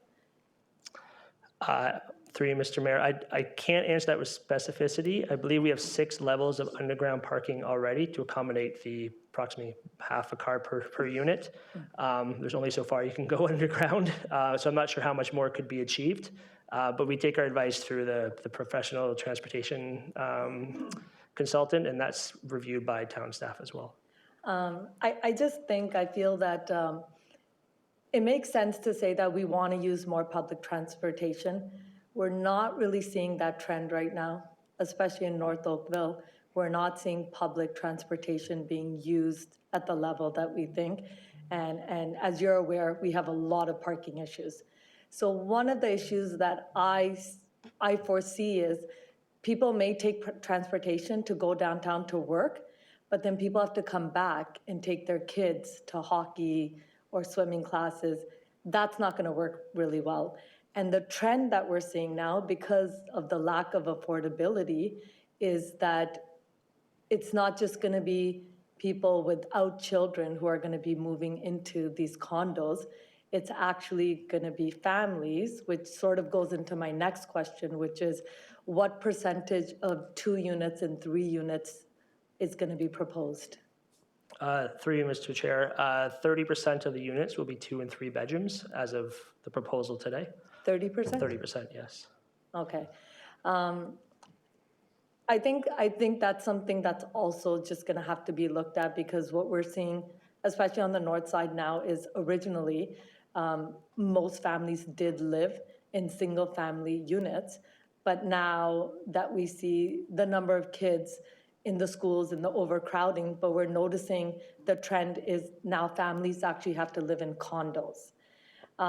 So we're seeing more of that, whereas there's going to be less affordability. So we kind of have to put that into context to size of units and where can people live. We have also heard, and I've heard specifically, that seniors who are living in large homes right now, who we would expect to move into smaller units because, no more kids in the house. But we've heard from seniors that they don't just want to go from a home to a little box. They don't want to move from their 4-bedroom home to a 500 square foot condo. They want to be able to have an option of still having enough space, whether it's like in an affordable townhome. But I also think in a lot of these developments, especially with condos, I think we're still looking at the trend of more families are going to have to live in these units, as opposed to it being a starter home. A lot of our kids, if we have bigger homes, they're going to live with us for a long time. And we know that now. Like if we don't have properties or if we haven't invested right now, they're going to be living in our homes. So I think trend-wise, because I'm north of Dundas and I've seen the trends for the last 10 years that I've been living there, we're seeing a different trend actually happening. So if some of those comments could just be put in there, that would be great. I think those are great comments, and I appreciate you sharing those with me. Thank you, Councillor Nanda. Councillor Haslett-Deal. Thank you, Mayor Burton. Can I request that we listen to the delegations and then come back to questions from council? You could request it, but I think it would be better to continue with the House Guilds gentleman. It's my opinion that we should continue with Bousfields so that council can ask its questions. We'll hear from the delegations, and if we have questions for Bousfields after that, we can, if he's able to stay, we can call him back up. All right, I will ask my questions then. So thank you for your presentation and for sharing the percentage of the 1, 2, and 3 bedroom units. I'm wondering, what is the percentage of green versus gray on this application? So when I talk about green space, I mean grass. Do you have an idea of what that is in terms of the surrounding area on your property? Through you, Mr. Chair, I don't have those stats. I'm sure that's something the architect could come up with fairly quickly, and we could share post-meeting. It would just be a calculation of the space that's not covered by buildings. To give a bit of color, if we think of typical developments where they provide 10% for parkland space, 10% of your site, the POP space that we're providing right now would be double the area that would typically be charged for parkland space. And in addition to that, because of the MTO setback that we have to the north, we have a very large landscape buffer along the north side of the property. I believe it's 8 to 10 meters in depth. So there is quite a bit of soft landscaping or green space on the site compared to other high-rise development sites. So you're saying it's double what was required? Yes. So under the Planning Act, 10% of the land, which is 17,000 square meters, that would be 1,700 square meters of parkland requirement. And the POP space we're providing is almost 3,200 square meters, I believe. And then we have the landscape space along the north edge of the site as well. So I really would appreciate it if you could look at that and provide our council and the planning staff, because based on your planning report, it's 0.75 of an acre in totality. When you do the percentage based on the number of people that you're projecting that the towers would take, it's 0.0002 of land for each person that would live there. So if you could look at it, just for clarity around, because when we look at some of the charts, you color them green around you, and I take it that that's just maybe how people do it. But in your particular spot, it would be, for clarity to the public, what is green versus the surrounding properties, which just have not been developed yet. Coloring them green kind of isn't making it really clear. Through you, Mr. Chair, I'm very happy to provide that information to you. And just one little other caveat too, remember the site today is fully paved. So we are making improvements in terms of soft landscaping on the site as well, but I think it's important to understand that balance that you're asking, and we'll certainly get that for you. There's no question that this development is going to take us leaps and bounds in terms of creating a great community overall of Midtown. We have a lot of surface parking. We appreciate you're going to go underground. All of those are pluses. But when you want to build a community, you want to build it for the health and safety of those that are going to live there, as well as those that are going to visit. In regards to the shadow study, you didn't mention it tonight, but I'm wondering if you could provide to council and to the planning staff a cumulative effect of the shadow study. So there are towers, and as you have multiple applications, all of those are in a very tightly confined spaces. And understanding how the different shadowing of these towers impacts not just your own properties, but the surrounding properties in a cumulative way, I think that would be very helpful for us. On this property in particular, the report shows that between 2 and 6 p.m., there's less than ideal sunlight in the public realm. And so I'm asking from a place of wanting to understand, is there something that can be done, and how is that impacted by other properties and those adjacent properties? So if that's a possibility to get, that would be lovely. I'm wondering, was there any modeling done on lower heights? For the subject site? Yes. We looked at a variety of heights, taller and lower. When we first start looking at, I'm sorry, through you, Mr. Chair, whenever we start looking at sites, we try to determine what the site could accommodate in terms of height optimization, density optimization, because that's a direction from the PPS and the growth plan. And then we start looking at things in terms of building separations, size of floor plates, shadow impacts, placements of the buildings, and things of that nature, and things start to move back and forth as we do that. So as a land use planner, my role is to guide or provide my opinion to the developer in terms of what we think are appropriate heights. And so the heights that you see on not only this site, but the other two sites are generally the same in terms of its range.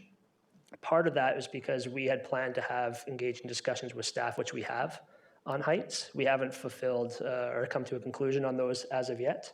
And so I would offer that those are still things that could change. So actually, you mentioned earlier that changes still could be made. So can I take it that height could change? Height could change, yeah. Height could change. I can't say it will because I'm not the decision maker. Have to ask, sir. Of course. My other question is just around community energy and district energy. You've got a lot of buildings that you want to put within a smaller area. What is the commitment on this application in terms of sustainable materials or district energy? Is there a commitment? So through you, Mr. Chair, I'm not knowledgeable or an expert in that area. Our architect would be. I know it is our goal to strive to be as green as possible through this development. And so in terms of sustainable materials and things of that nature, typically those are dealt with through the site plan application process. Once we've sort of confirmed the built form, the heights, the scale of the buildings. And so in terms of green standards moving forward, that's an opportunity that we can still have with discussions through staff through a site plan. Okay, thank you for that. I'm also curious about the floor plate as well as the distance between the towers. They are not consistent with what is in the design guidelines. Is that something that there's ongoing discussions about? So there's supposed to be a minimum of 30 meters distance, and it is 25. And your floor plate is 100 square meters greater than what they had indicated. So is that something that's under discussion and open to change? So through you, Mr. Chair, floor plate, I think, is an interesting topic, and I don't want to bore everyone too long. At 750 square meters, which is a standard maximum floor plate size across, I think, all of Ontario's municipalities that I've worked in anyways, certainly in Toronto, Mississauga, and Oakville. The intent is to try and keep the towers narrow, because the narrower the tower is, the narrow shadow you have. At the same time, when we're trying to provide larger units, it becomes challenging laying those units out in the floor plates we have. And so many of the applications I've personally worked on, but also seen just through the GTA, I would say in the last 5 years, contemplate slightly larger floor plates to balance those two objectives. 25-meter minimums is a fairly common standard in other municipalities that we've proposed here for town staff's consideration. I know they've asked for us to consider 30. This application, I believe, is between 25 and a half and 27 between the towers. I can pull up 1 second here. Sometimes these stats are all in my head, and some of them. I'm less worried about the precision of what it is. I'm more concerned about, is there an option to create greater spacing between? So through you, Mr. Chair, recognizing we're under an appeal process, I mentioned that there's opportunities for discussions to take place, and obviously that's not my decision to make. It's town council or town legal and our client's legal representation, but those opportunities allow discussions to be held on a without prejudice basis where you can share ideas. You can almost go back to the drawing board and share ideas, or there might be things that we don't want to change or the town doesn't want to discuss. But I think for the purpose of this meeting, it would be limiting to say that we don't want to discuss certain items. I think we should say that there's opportunities to discuss certain items, but we have to keep in mind the end goal, which is trying to create a complete community for Oakville. This is one puzzle piece for that complete community. And we're trying to optimize the land as well the best we can to provide housing for new residents. So thank you for answering my question. I think the earlier delegations talked about the difference between optimization and maximization. Yep. And I'll leave it there. Fair enough. Thank you. Councillor Hilger. Thank you. Through Mayor Burton, I heard you say tonight that you've been working amicably with the relationship with our staff for more than 2 years, which is really great to hear. You know how hard council is working to get things nailed down by December. Can you explain to me why you have appealed Through you, Mr. Chair. this application? Through you, Mr. Chair. Being the planning consultant, I'm not involved in those discussions to make the appeal. That's the applicant and their legal representation. So I don't have an answer as to why. The Planning Act allows them to make that decision should they wish, and they've chosen to make that decision. So you would have no reason to believe why they would ever appeal based on, you have been our staff working with us so amicably for the last 2 or more years, and they go ahead and do that. So you think that's not anything to do with you? So through you, Mr. Chair, this application in particular, yes, it's been appealed within a shorter time frame than the others, but because they're interrelated, the conversations we've had have been fairly consistent on each of the sites. The other 2 have been appealed as well, based on, I guess, the applicant's decision. So I can't answer specificity in terms of why they appealed. So it's not in my purview. Okay. Thank you. Thanks very much. Thank you, Councillor Elger. Madam Clerk, would you call the registered delegations, please? The first registered delegation is Gordon Brennan, here on behalf of Oakville Community Association. Welcome back, Mr. Brennan. We look forward to your information. Thank you, Mayor Burton. Sorry, can I just quickly ask, so this application is going to be going in front of the OMB/Land Tribunal? So, yeah? Okay, thanks. Because sorry, I wasn't aware of that. Yes. Yeah, okay, sorry. Yeah, so our mission statement again, in the first slide. Let you all read that. So again, as we all know, we're talking about the 590 Argus developments. We are bringing a point up for the 20 stories to the 58 stories, and I believe the gentleman from district was saying 55 stories and up to 60. And as you pointed out, it could be higher. Next slide, please. So we are basically summarizing, I'll summarize this for you. Conservation Halton says that the Morrison-Wedgwood diversion channel will spill over during a major storm, and this new development is within the spill zone and needs addressing. That's pretty much summarized there. Next slide, please. So there's the spill zones in the blue arrows as shown in this aerial view, and you can see the site as well. Next slide, please. And yeah, the development site is there as shown from the other gentleman, and it's right in line with the site itself. Next slide, please. And again, to summarize, Conservation Halton says the diversion channel will spill over across the QEW in those blue areas.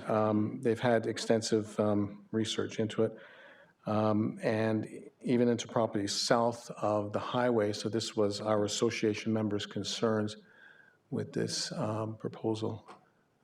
They're quite concerned about the flooding issues in those areas that you can see there, which was confirmed with Conservation Halton.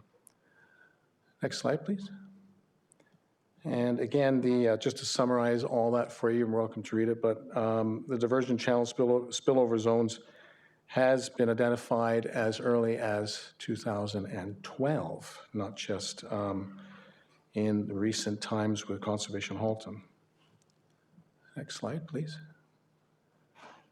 So again, as I mentioned before, it goes back to 2012 with the Wedgwood diversion channel and the spillovers, and it's showing the June 2014 research document. Next slide, please. And so pretty much we've come to the conclusion, has Conservation Halton taken steps to mitigate the spills from the Morrison-Wedgwood diversion channel? And to our knowledge, the answer is no. Next slide, please. And we just decided to put up a little cartoon about infrastructure and flooding. There it is there. So next slide, please. And the rainwater management strategy, so the town staff recommended to council the stormwater fee be provided, would be provided as a sustainable funding source to protect and enhance the stormwater network. This was something that came up recently. You can see the chart there as to the proposal of the fees to come up with some funds to basically address the stormwater management facilities and the spillovers. Next slide, please. So a quote from Mayor Rob Burton and a quote from the oakvillenews.org dated August 24th of this year. So the town is short millions to pay for stormwater management infrastructure. Residents and businesses may be asked to pay a new stormwater fee. And Mayor Burton was in favor of it. Next slide, please. So the traffic study, which everybody is aware of, was undertaken in 2014, and the traffic, of course, has changed since then. Infrastructure, which I mentioned back in 6.1, everybody's talking about it. Who's paying for this infrastructure when the town is already accountable in tax to make up shortfall? Of course, we always address development charges, and that's another issue altogether. And basically, it comes down to infrastructure. Will it be developed before, during, or after? Hopefully with the developers planning infrastructure as well will be taken care of through them, as well as through, in this case, I guess, the provincial government. So the official plan amendment, how can council approve this application until the official plan amendment is adopted by council? So the next slide. And we cannot support this development because at this point, not that we don't want Wedgwood, or sorry, not Wedgwood, but we don't want the Midtown to be developed, but we cannot support this development as an association right now until the updated mapping is required south of the QW to confirm the impacts. The Wedgwood diversion channel needs to be repaired and or updated to eliminate the spills before any development can be approved. And of course, the traffic study is updating from 2014. And basically, our membership is too many unanswered questions that have not been addressed at this point. And I believe that's it. Next slide. Yeah, thank you. Thank you, Mr. Brennan, for your information. You're welcome. Madam Clerk, the next delegation. Or do we poll now? The next delegation is Pierre Sauvillo.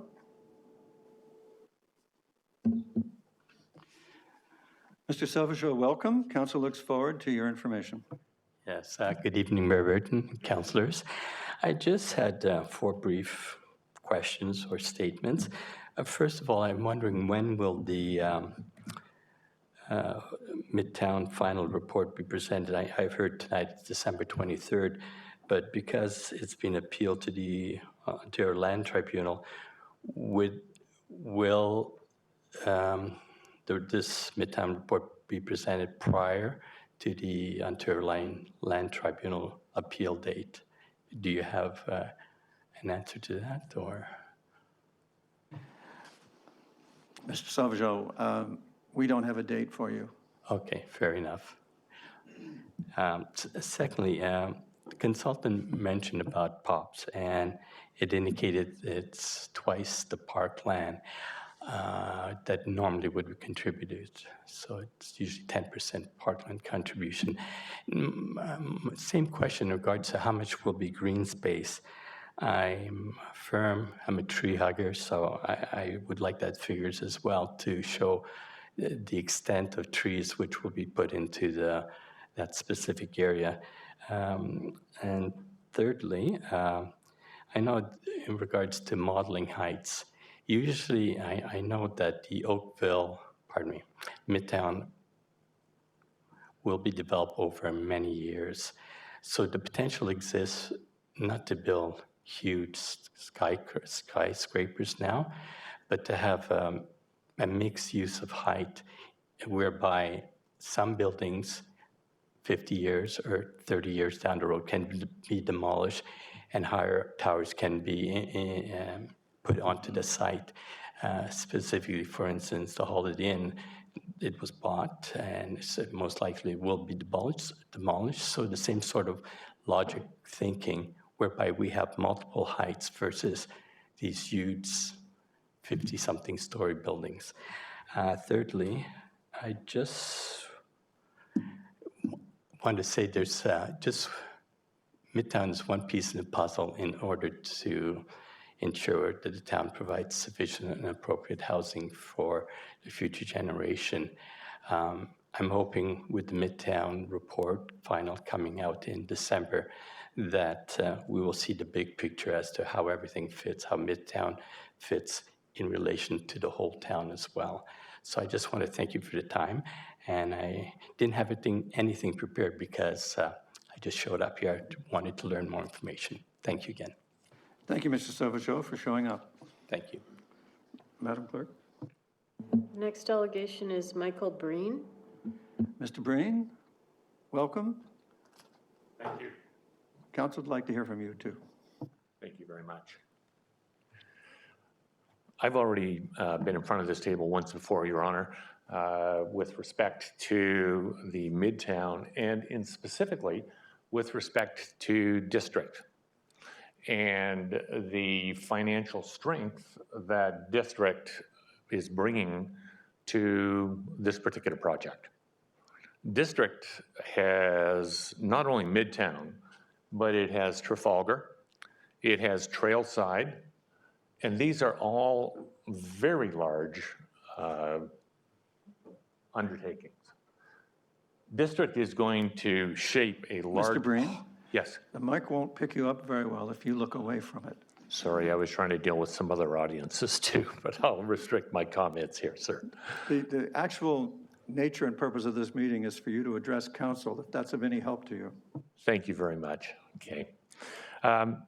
So district is going to define much of the skyline of Oakville. Exactly who is district?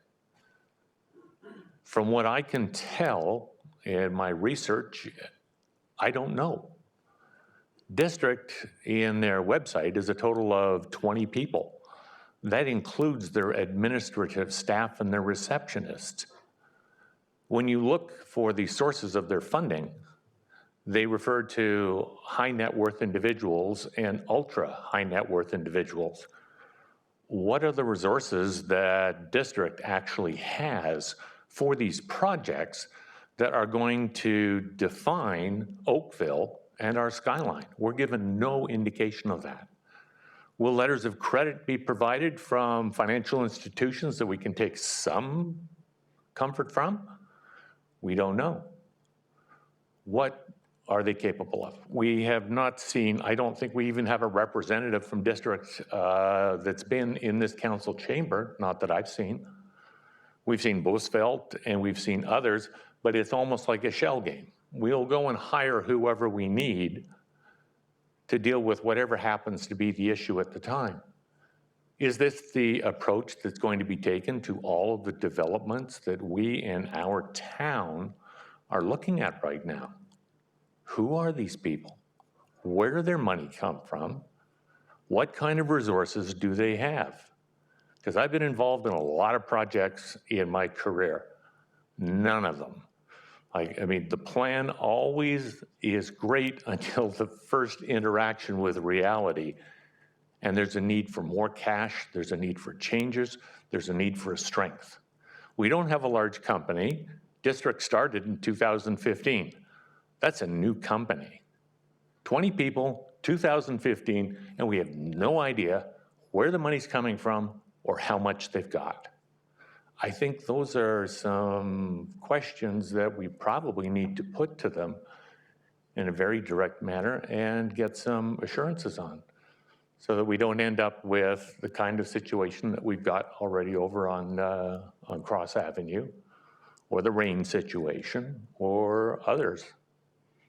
Let's know who we're dealing with, because this is a major part of what Oakville is going to be looking like going down the road. Thank you very much. Thank you very much, Mr. Breen. Madam Clerk? Poll? Okay, that was the number of people who signed up before and during the start of the meeting. Who else would like to share information with council tonight?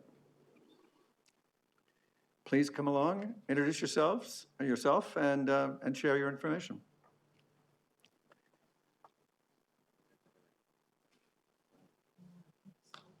Hello. Awesome.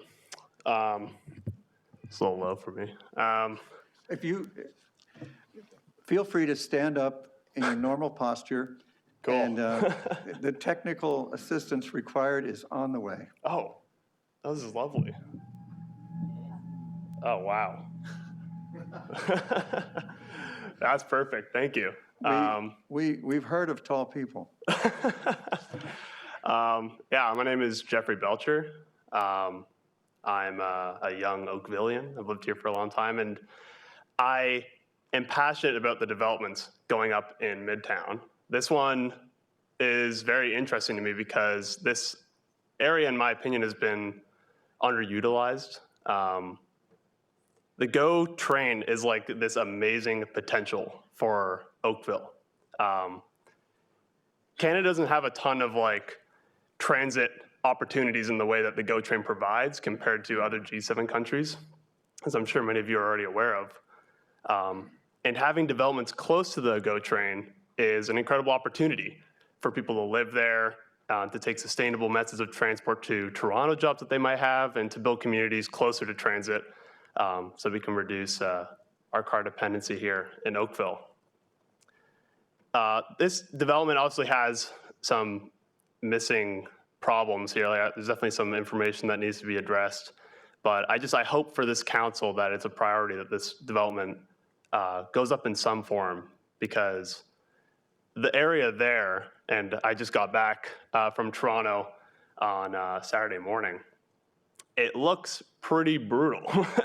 Like it's asphalt forever, and sometimes it's totally empty, when in reality people could be living there, growing up there. We could have a thriving community there, and I just really hope that that comes sooner rather than later. And that's just all I wanted to say. Thank you. Thank you very much for bringing a youthful voice to this. Thank you. Anyone else? All right. He changed his mind. He wants to talk to another item. Unless shall we try to force him on this one? No, okay. All right. And we'll have to listen to him then. But thanks for your help. All right. Council, we just did.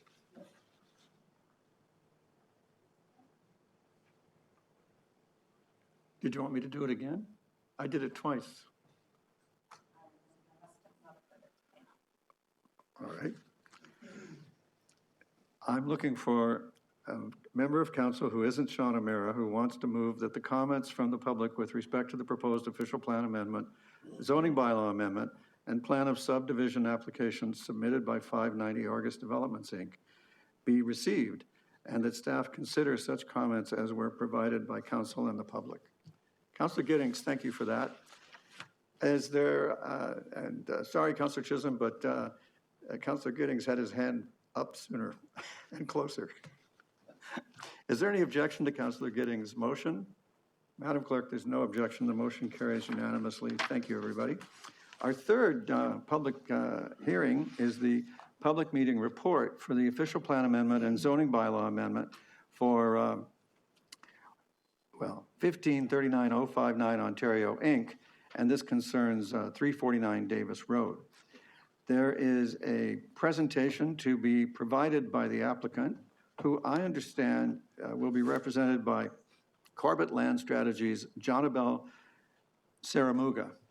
Is there any chance that I got any of that right, Ms. Saramuga?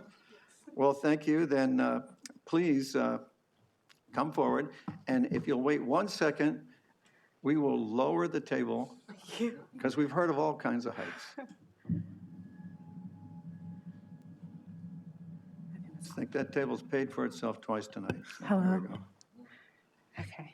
Now, I just want to add before you begin that staff will be available for questions if council have any. And if anyone's watching the live stream of this meeting on Oakville, CA, and wishes to speak to this item, please call 905-815-6095 to be connected to the meeting. And after any existing delegations, which I gather we have at least one, you'll be connected to share your information with council. So now, Ms. Saramuga, we look forward to your presentation. Thank you, Mr. Chair. Good evening, Mr. Chair, members of the committee, and members of the public. My name is Jonabel Seremuga, a Senior Associate Development Planner from Corbett Land Strategies.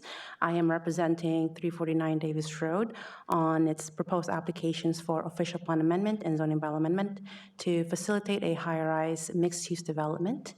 For this evening, I will be presenting our proposed 58-story mixed-use building comprising of residential, commercial, and office uses located at Midtown Oakville. Next slide, please. So 349 Davis Road is located south of Queen Elizabeth Way, east of Trafalgar Road, and on the northeast corner of South Service Road and Davis Road. The lands consist of an existing one-story brick office building occupied by M.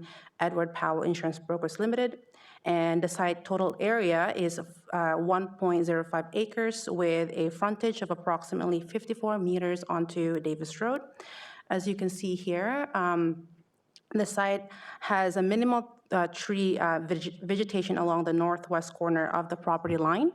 It is generally characterized by a concrete paved parking lot and some grassy areas. It is surrounded by auto repair shop, a dance studio, a wholesale warehouse, and Monte Carlo Inn Hotel, and also a 6-story office building owned by PwC Canada. Next slide, please. So here we have our proposed site plan. We are proposing to demolish the existing building for the construction of the proposed 58-story mixed-use building that will consist of retail on the ground floor, office spaces, and residential units. The proposed development will utilize the existing driveway from Davis Road. A 7.5 meters driveway access will allow for both ingress and egress vehicular traffic. The driveway will provide access to a ramp leading to the underground car park, to the 3-story parking levels, the rear surface parking, bicycle parking spaces, and a loading area. At site design, our team focused on how to enhance pedestrian experience and maintain a highly activated at-grade retail spaces. So with this in mind, we designed the site to accommodate a network of walkways that connects pedestrians along all edges of the site. To activate public realm, we are proposing at-grade retail spaces with outdoor seating areas and patio spaces complemented by landscaping elements.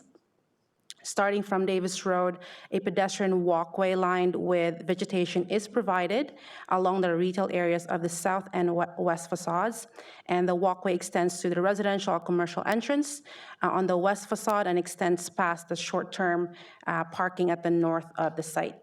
The walkways are distinctively separated by from the loading areas and are marked with clear crosswalk areas for safety purposes. Next slide, please. As for a proposed mixed-use building, as you can see here, it is set back at 5 meters from the property line fronting Davis Road. It is 58 stories, consisting of at-grade 6 retail units facing Davis Road and also all the way to the west side of the building. This is followed by a 3-story parking structure, which will be designed to maintain an aesthetically pleasing facade, enhancing the public realm. Next is the 5th floor, which will accommodate for 4 units of office spaces. The rooftop on this floor will serve as an amenity space area for employees and future residents of the building. The next 53 levels of mixed-use building are the residential component, which totals 388 residential units, and we are proposing to accommodate for 1 bedroom, 2 bedroom, and 3 bedroom units at a maximum size of 531 square feet to a maximum of 1,000 square feet. A second rooftop amenity space is also provided for the future residents of this building. For parking, we are providing a total of 622 spaces, which includes 14 spaces of barrier-free and a total of 400 bicycle parking spaces. Overall, the proposed density for the mixed-use building is 9.75 FSI. Next slide, please. The site is located within the Midtown Oakville growth area. Specifically, the site is located within the major transit system area. In the land use schedule shown before you, the site is currently designated as office employment, which does not permit mixed-use developments and only allows up to 12 stories in height. Furthermore, the current approved EA prohibits the advancement of the proposed development as the QEW off-ramp underpass dissects the site into undevelopable parcels. Effectively, our proposed official plan amendment is to remove the QEW ramp underpass and to realign the new proposed road extension by utilizing the existing Davis and Cross Road alignments and remove it, and to permit for a maximum of 10 FSI, which will yield up to 58 stories. Next slide, please. According to the new draft for Midtown Oakville that was released on May 3rd, 2023, the proposed land use for the site is urban core with a maximum density of 10 FSI, which is within the mixed-use zone category, focused on lands within the growth areas, including Midtown Oakville. The new draft describes that the lands located within the Midtown Oakville are envisioned to a significant amount of intensification. Next slide, please. The site is currently zoned for Midtown Transitional Employment, or MTE. Effectively, we are proposing to amend the zoning bylaw from Midtown Transitional Employment to Mixed-Use Zone Urban Core to allow for our proposed development. Next slide, please. A hybrid public information meeting was held on March 2nd of this year, and it was attended by 10 members of the public. At this meeting, questions and comments regarding amenity space, parking space, affordable residential units, types of units, and as well as the proposed road network were heard and answered accordingly. Next slide, please. So in conclusion, the Midtown Oakville Growth Center is planned to boast a significant amount of intensification as required by the town and the region. It is envisioned to be a self-sufficient urban community where people can live, work, play in walkable, connected, mixed-use neighborhoods via cycling, transit, and street networks. We believe that our proposed development maintains the intent of the objectives of the Midtown Oakville growth area to function as a focal area for commercial, recreational, and cultural and entertainment uses.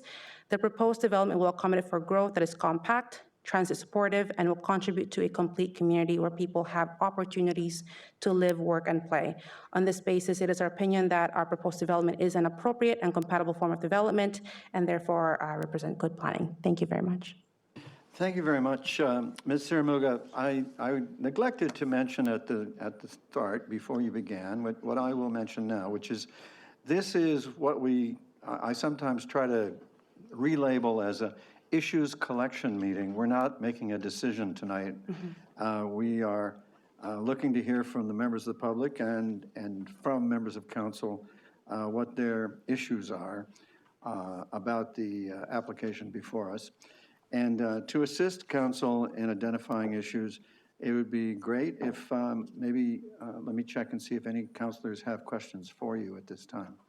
Council, does anyone have questions for Ms. Siramuga? Councilor Hazlett-Thiel. Thank you for your presentation. Thank you.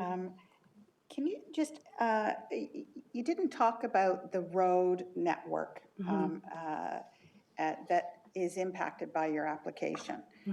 So can you just help me out in terms of the underpass that is to go under Trafalgar that would have dissected your land, depending on what moves forward? How do you, is it your position that that is not necessary? Through you, Mr. Chair, I do have a colleague of mine that could answer that question perfectly. He is actually attending virtually, and he is available for questions regarding that matter. So, Madam Clerk, can you get Mr. Aspinori up for us?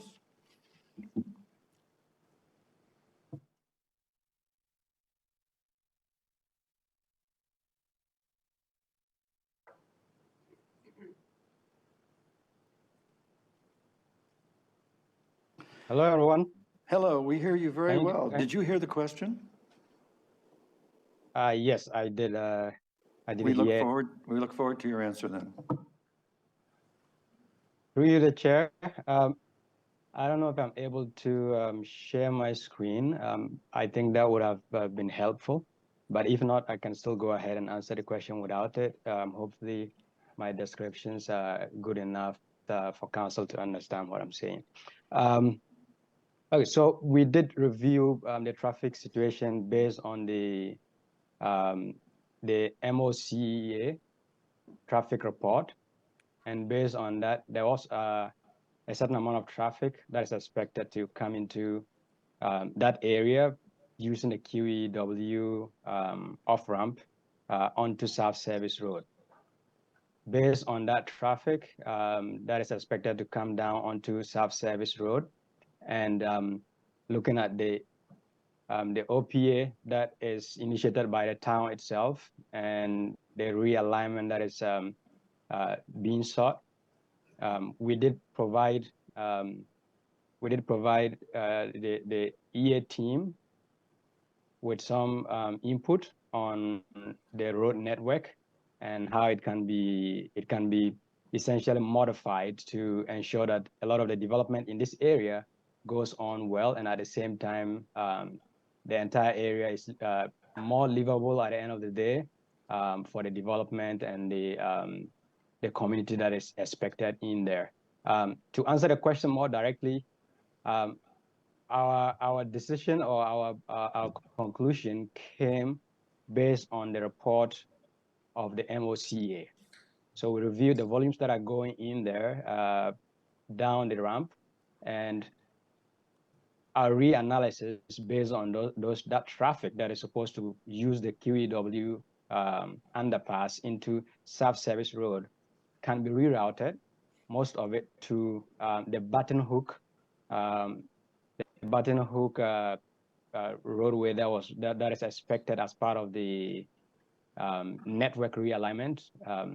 That Button Hook that reconnects back into the Midtown area is able to accommodate a lot of that traffic, and some of it is also able to go onto the existing QEW off-ramp onto Trafalgar.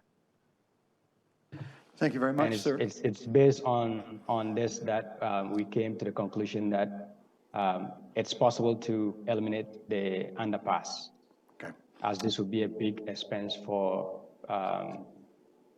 the city. Okay, thank you very much for that. Councillor, may I assume that you want the planning director to add your concern about the road network to the issues list? And including commenting around what the MTO's comments are around that level of traffic and I mean, how individuals will get to your proposed site. There might have been some advantage depending on if you're a few more feet over. So thank you for that. I do have a couple other questions for her. You mentioned in your planning justification report the word apartment. Are these rentals? Are these condos? Are they a mix? What is the proposal? So the intention that we have as for now is going to be a condo development. However, it is definitely on the client's decision what they want to do, whether they want it rental. So that is still in an active discussion with the team and the client as well. Thank you for that. Are there any plans in terms of community energy, district energy, working with other individuals within the Midtown development community to tap into a district energy plan? Through you, Mr. Chair.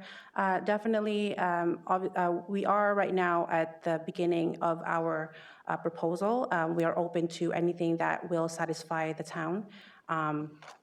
We are definitely intending on making the Midtown Oakville as a complete community, and our proposal itself is one of the puzzles that could happen. So working with district energy is definitely something that we are open to doing. Okay, thank you. And thank you for the consideration of that. You're suggesting 58 stories. Did you model anything different than 58 stories when you were looking at this site and looking at the surrounding area? So from the very beginning of our proposal, we had proposed, and we also presented it to our first pre-consultation last year, and it was a 20-story building, same thing. And we did model that as well. And then as and that was based off of the draft Midtown OPA. And as the Midtown OPA has changed, we also kind of changed that to a 58. And we're kind of like looking into making sure that we are kind of maximizing the use of the site and what's possible for the site. However, in terms of the height of the site itself, 58, we are definitely aware that it is very tall for a small site. And like I said earlier, we're still at the very beginning of this process where we are considering more conversations regarding our proposal. So I want to make sure I heard you correctly. So your initial interest in that site was at a 20-story level? And that was based off of the draft OPA, correct? Well, the official plan that is in place today, which the OPA has not passed. So you had an interest in that property at 20 stories and saw it developable at 20 stories. Thank you for clarifying that for me. I appreciate you sharing that with us. My other question is just around, you mentioned amenities and terrace and all those pieces. There's not a lot of, there isn't a pop, there isn't on-the-ground green space, and you are a very small plot of land. So part of the Midtown plan initially talked about, and I know it's no longer applicable, bonusing is changing, but height came with a contribution to the community and to helping us get to that great, vibrant, complete community. So is there anything in addition that you think you can do on that site to support Midtown becoming a complete community beyond what you've shared with us today?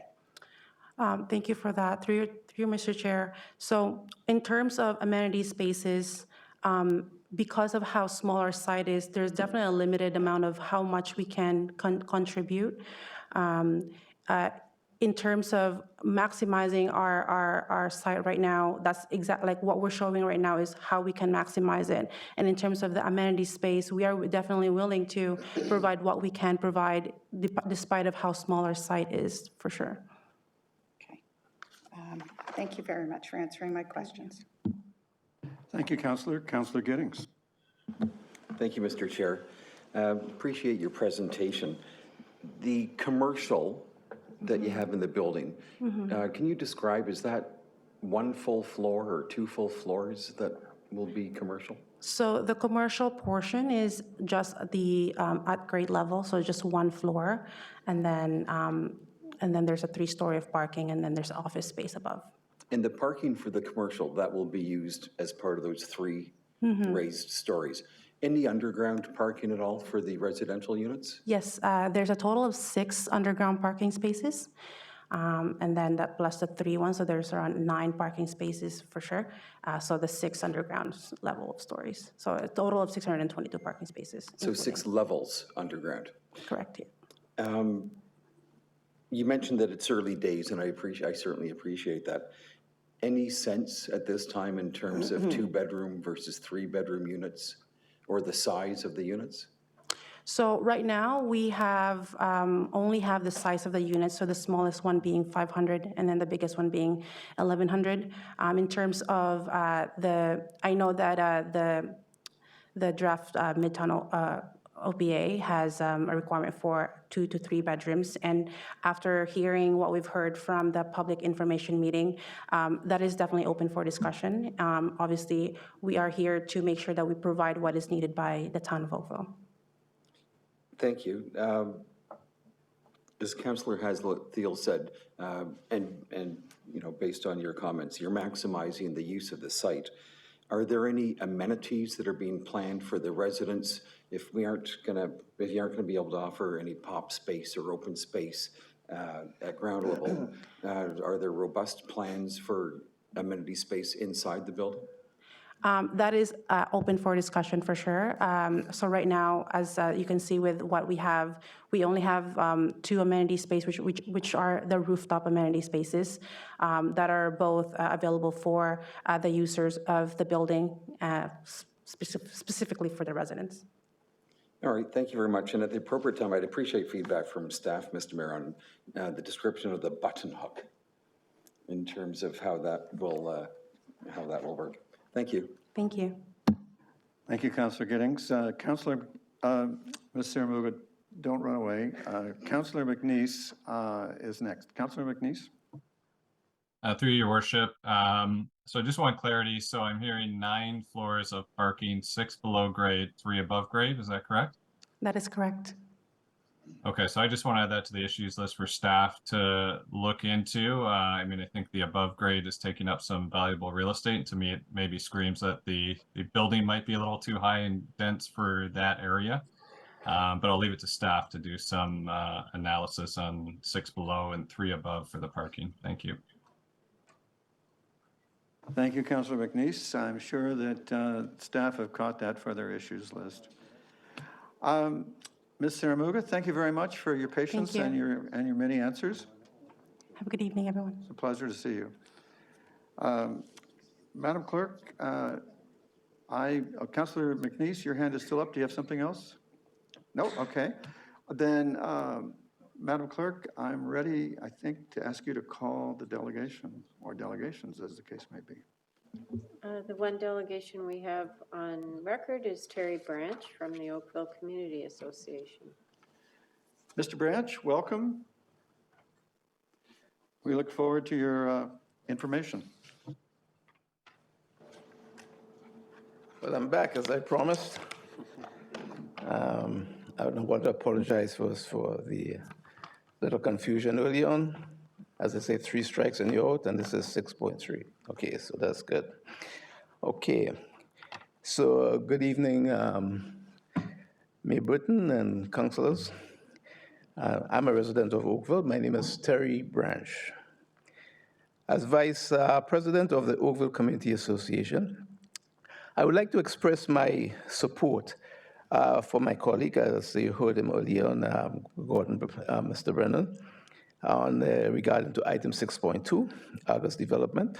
Additionally, I believe the points made by Mr. Gordon, Mr. Brennan, also apply to the proposed 58-story building on Davis Road, which is situated just east of Trafalgar and part of the Midtown development area. Despite the pressures imposed by the federal government and the provincial government, specifically through Bill 23, it is crucial for municipal government of Oakville to uphold our ideals and set an example for what is morally right. Therefore, I propose we abandon Bill 23 and initiate a discussion regarding a comprehensive immigration plan if immigration is indeed the driving force behind this legislation. It is important to note that the current plan developments do not contribute to affordable housing and will only exacerbate the existing issue of homelessness in our community. These units will likely be purchased by investors who will either sell them for a profit, of course, or rent them out at rates only affordable by the affluent. In addition, there will be serious traffic congestion on the streets, especially Trafalgar. Making amendments to the current zoning bylaw and redesignating land uses in livable Oakville official plan in order to create development blocks and facilitate proposed development will potentially worsen the existing issues faced by residents. This is especially true for those residing on the outskirts of Midtown, and for individuals who rely on Trafalgar, a road readily faced with congestion issues. It is vital to prioritize improving road infrastructure to alleviate the congestion before proceeding with these zoning and development changes. Instead, I urge to develop a smart plan that addresses the concerns of our town and the entire country. Let us take into consideration the advice of a reputable economist such as Avery Shenfield, the former head of CIBC Economic Group, who recently stated on CTV News that while 25,000 jobs being created each month, 100,000 people are entering the workforce during the same period. Additionally, I would like to express my own views and suggestions regarding development in Oakville, particularly within the Midtown area. These include 9 recommendations, or I should say 9 recommended measures that I believe are essential. And by the way, these are all free. 1, conduct a thorough review of the housing crisis situation. So before implementing any large-scale development, the government should ensure a comprehensive analysis of housing crisis. This will involve evaluating current housing availability, affordability, and demand in the area. 2, engage in community consultation. Involve the residents of Oakville in the decision-making process. Hold public hearings, forums, and surveys to gather their input and concerns about the proposed developments. This will help identify potential issues and ensure community support for any future plans. 3, develop affordable housing units. Instead of focusing solely on high-end developments, allocate a portion of the housing budget to create affordable housing units. This will provide options for people with different income levels and help alleviate the housing crisis. 4, implement stricter regulations for investors. Establish regulations that prevent investors from purchasing units solely for the profit-making purposes. Enforce limitations on rental prices and impose penalties for any violations. This will discourage investors from charging exorbitant rents and preserve housing affordability. 5, improve transportation infrastructure. Prioritize the development of transportation projects that will alleviate existing congestion issues.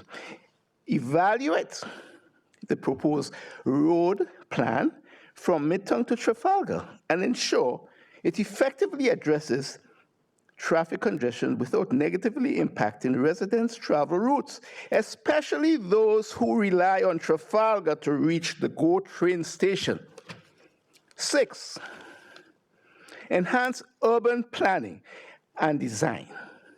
Learn from past mistakes of developing areas and design a comprehensive plan that considers key factors such as traffic flow, congestion management, and overall livability. Engage urban planning specialists to ensure smarter and more holistic development proposal. 7, utilize taxpayers' money efficiently. Implement proper financial management to ensure taxpayers' money is utilized wisely. Conduct cost-benefit analysis for each proposed project to ensure that the potential benefit outweighs the cost and that negative impacts are minimized. 8, promote sustainable development. Consider incorporating green building practices, energy-efficient technologies, and access to public green spaces in all future developments. This will contribute to the overall well-being of residents and create a more sustainable and environmental-friendly community. And 9th, which is 9th point, free of charge, continuously review and adapt plans. Once a revised plan is developed, ensure a mechanism for a periodic evaluation and adjustment. This will allow for ongoing improvement based on changing needs, feedback from residents, which is very important, and evolving market conditions. So, by incorporating these recommendations, we can foster a development plan that aligns with the needs and aspirations of our community, our province, and our country. Let us work together to create a vibrant and inclusive Oakville that sets an example for other municipalities across the country. And with that, I would say thank you for your attention, and I implore you to consider these recommendations very seriously. Thank you very much. Preach, brother. Preach.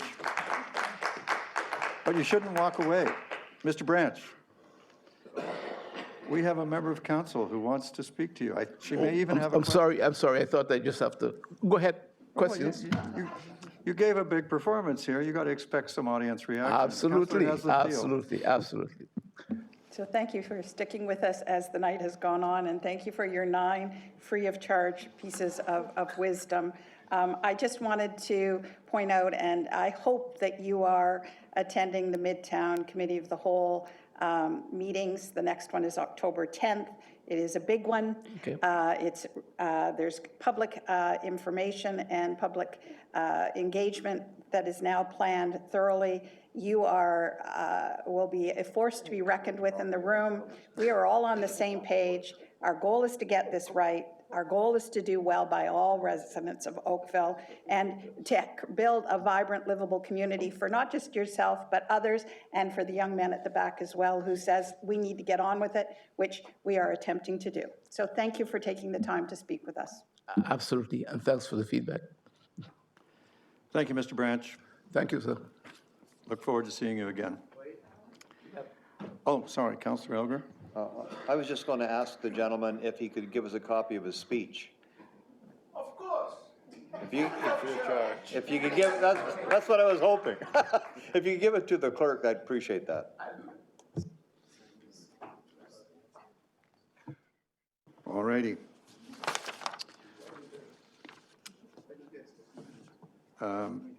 I now look to council for, does anybody else have anything to share with council on this file? Mr. Niblock, welcome. Good to see you again. Thank you very much. So I'm here on behalf of Oakville Lakeside Residents Association, and I just have a couple of comments, generally from picking up things that were talked about in both applications.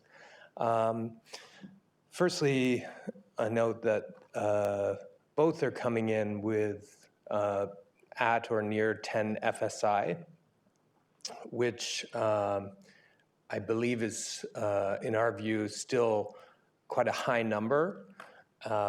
And when you look at the total population that results from that kind of FSI, what we don't have clarity on still, I believe, is how does that help to meet the total population target for Midtown when you take into consideration all of the sites. So that's something we're looking for as to whether 10 FSI is appropriate on all of these sites.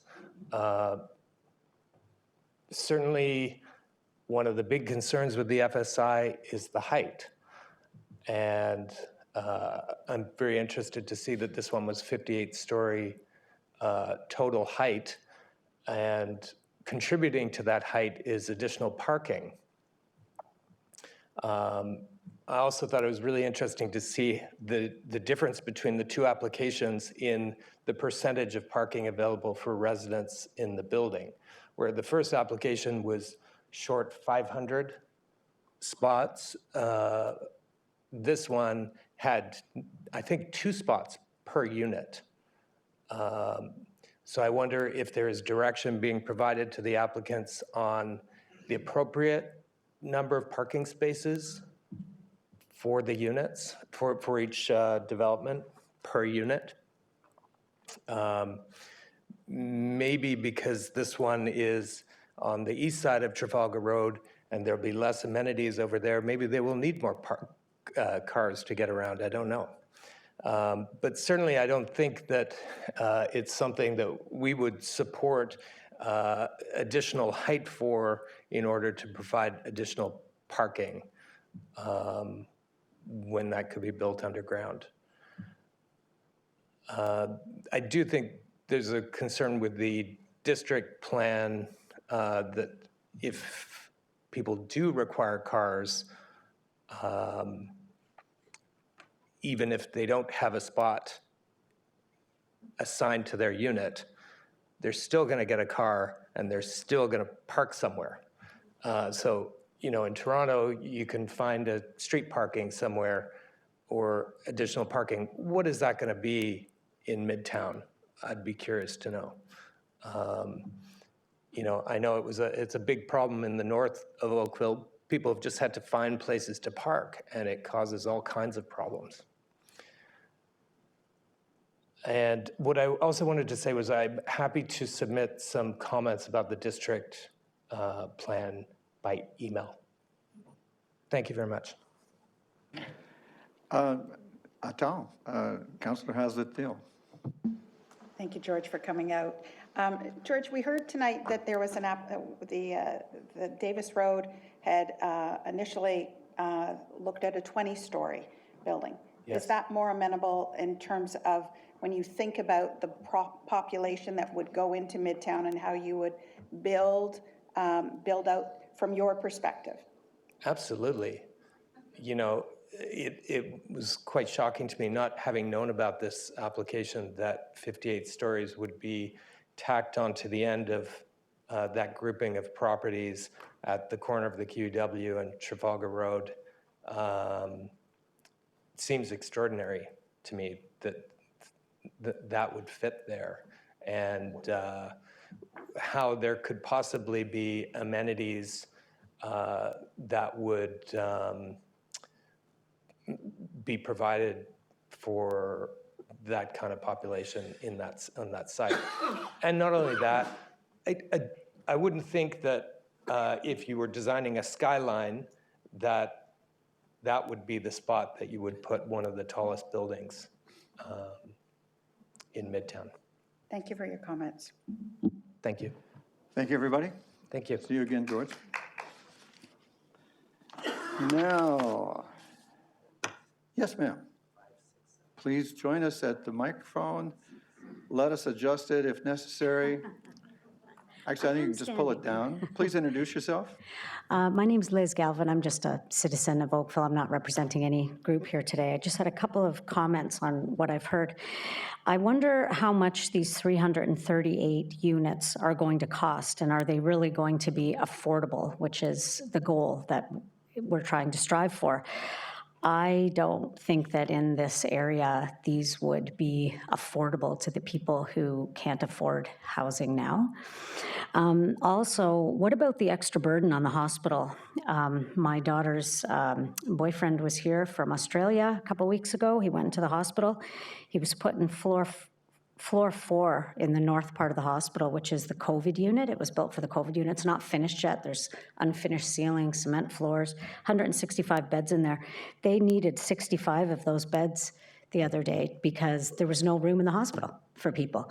So this is without 338 new units in this area, let alone the 18,000 units I think they're looking at building in Midtown. So that's scary. Schools. I haven't heard anyone address the issue about our schools and if our schools can handle an influx of this many people. Number 4, I'm very concerned about this builder that they won't be contributing anything to the community. Also, it's not just a traffic congestion problem, but it's a people congestion problem. If we're looking at trying to build something that is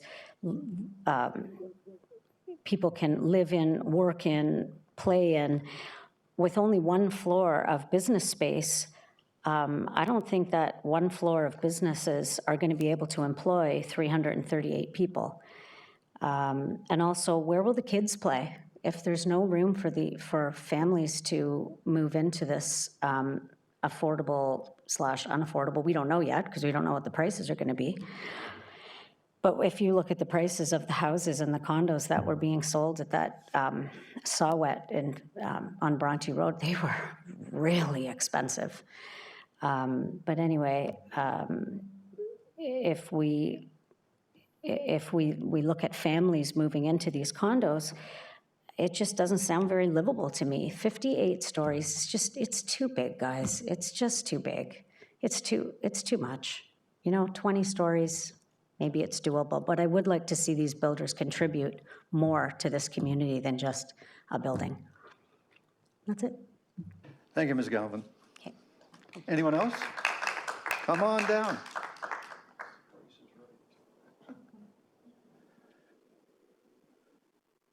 Please introduce yourself and share your information. Yes, my name is Michael Johnson.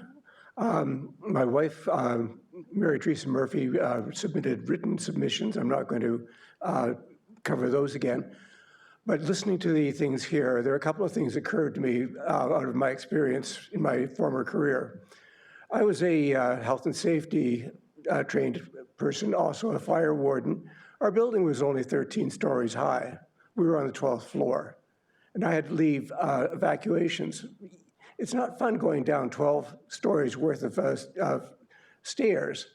You've got 58 stories. It's going to be total chaos trying to evacuate that building. And if you look at the footprint on this particular property, where are these people going to congregate that is safe? There's no parking lot the way we had. We have an excellent fire department. Are they equipped to deal with 58-story buildings if you have a fire on the top floor? These are things I think we really need to look at. The other problem is if we start, say, okay, 58 stories is just fine in that Midtown thing, every developer who's got a property there is going to want 58 stories. I can live with 20 stories. We have 20-story buildings in that area. We can intensify by building 20 stories, maybe a little bit higher, 22, 24, 25. It'll put less pressure on the area. There won't be as many people. There won't be as many cars. And people who think that all these people are going to walk to the GO station or bicycle somewhere are dreaming in Technicolor because we're not there yet. Maybe down the road, if the government starts saying, okay, we'll go with electronic cars or we'll have super public transit, maybe, but it's not going to happen yet. People are still going to want to go into Toronto to do their shopping, to work. They're not going to be living and working where they are right now in Oakville. At least a lot of them won't be. So I think we really need to cap this at something far less than 58 stories. Thank you very much. Thank you very much, Michael. Okay, if there are any questions, I'll take them. No, we would never debate with you about it. We're just collecting your opinions and adding them to the issue list. Thank you very much. All righty. Anyone else? It's only 20 after 9. All right, since there's no other immediate volunteers, I'll confine it to table, and I'll find out who wants to move that the comments from the public with respect to the proposed official plan amendment and zoning bylaw amendment applications submitted by 1539-059 Ontario be received, and that staff consider the comments that were provided by council and the public. Councillor Dudek, thank you very much. Is there any objection? Councillor Mira, you can vote on this one, I think. Madam Clerk, there are no objections. That carries. Council, the next item is the consideration of objection to notice of intention to designate the Dr. John A. Johnston House at 3048 Trafalgar Road.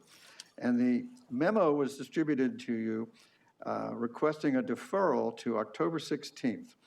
Carolyn Van Slichtenhurst is here if you have questions, but otherwise I'd look for someone who wants to move that deferral. Councillor Duddick, thank you. Any objection? Really? Is there someone named Jeffrey here? Yeah. Pardon? Was there a request from Jeffrey to delegate to this item? Sure. Oh. Sorry. So the question before the council is whether or not to defer the item at the request of the, I guess, the objector to October. That's all that's all you can really speak to. Are you in favor or against deferring the item and to accommodate the objector? Yes, I think it should be deferred. Thank you. Is that all? Or? Yeah, that's okay, it. cool. Thank you. Mr. Salvaggio, do you have a contribution to make? Yes, I do. Well, please come down and feel welcome to make your contribution. Thank you very much. Heritage buildings are such an important element of the town of Oakville, and this has been discussed previously. Council has said to designate. There's no reason to defer it. I'm sorry to say, I've looked at the property again since I live fairly close to that house, and basically it's not being upkept. Probably the roof is leaking. I'm going to put in a property standards complaint to ensure the property owners make sure that the property is being looked after. No reason to defer at this time. None whatsoever. There's my vote. Thank you very much for your opinion. I'm not sure you actually have a vote yet, but keep trying. I'm hoping for in the future. Yes. That's an inside baseball, that. Council, you've heard the motion. It's moved by Councillor Duddick. Is there any objection? There being none, that carries. Thank you, Councillor Duddick. Now, on 7.2, you have a memo from Planning Services with a revised recommendation, and then you've seen Appendix C, where you have bylaw 2023-125, which was not previously listed. And Susan Shepard, I think, is still here, and she has a presentation, and she's available for questions. The motion is that bylaw 2023-125, a bylaw to repeal bylaw 1994-175, a bylaw to designate 141 Brownie Road as a property of historical and architectural value and interest be passed. So to be clear, we are repealing a designation bylaw. And just to get the show started, can I have a mover for that? Councillor Giddings, thank you. Now, Council, do you have your material? Do you need any, Councillor O'Meara, perhaps you need something. Go ahead, you have the floor. Thank you, Your Worship. I don't need a presentation. I do just have a quick question of staff. Well, Ms. Shepard is approaching the dais, and she is ready to take your question. Thank you so much. I'm just, and I apologize, I looked, but I couldn't see who initiated the repealing of this. Was it a town-initiated repeal, or was it of the church? Through you, Mr. Mayor, it was the church. Okay. Thank you very much. Any other questions before I call the vote? All right, is there any objection to Councillor Giddings' motion to repeal the designation? Going once, going twice, going three times. Councillor Giddings, your bylaw is passed unanimously. Thank you. The only other matter before us is to receive the minutes of the Heritage Oakville Advisory Committee meeting of August 29th. Councillor Duddick, thank you for moving us along. Is there any objection to receiving the minutes from that committee meeting? There being none, I declare that also carries. Who would like to move that we rise and report to Councillor? Councillor Longo, thank you. Any objection? There being none, that carries. I rise and report the Committee of the Whole has met and made recommendations on the consent items, including the confidential consent item, the public hearing items, and the discussion items, and the advisory committee minutes, as noted by the clerk. And it would now be in order for a mover and seconder to adopt the report. Councillor Lischina and Councillor Elger, thank you. Any objection to the report? There being none, the report is adopted. We now come to new business of an emergency congratulatory or condolence nature. Anybody got anything? Councillor Knoll. Thank you, Worship. I actually have two items. I'll be quick, though, because I know everybody wants to head out. First of all, I want to announce that we had a tremendous outing at the Oak Park Fall Fair this year. We set another record. 5,000 people attended, raised $54,000 for the Oak Park Neighborhood Center, and fun was had by all. Thank you for attending. Mayor Burton and Nanda, we appreciated your support. And of course, Councillor Grant was there for most of the day as well. So it was a terrific outing. We really enjoyed presenting this again. We are attracting an audience from across Oakville now. It's no longer just isolated to the central north portion of Oakville. It's an Oakville-wide event, so we're very pleased and proud of that. The second thing I want to raise to bring to your attention, and I sent a memo to council earlier today, but I'm going to be talking about this ad nauseum, so get used to it.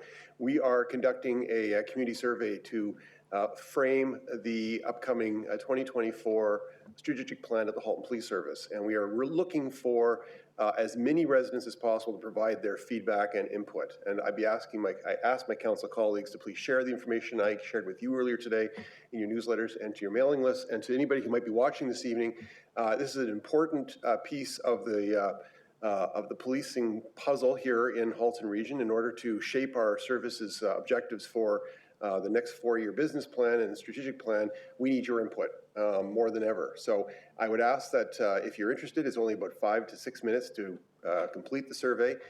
You can do that by texting Halton to 833-400-0869.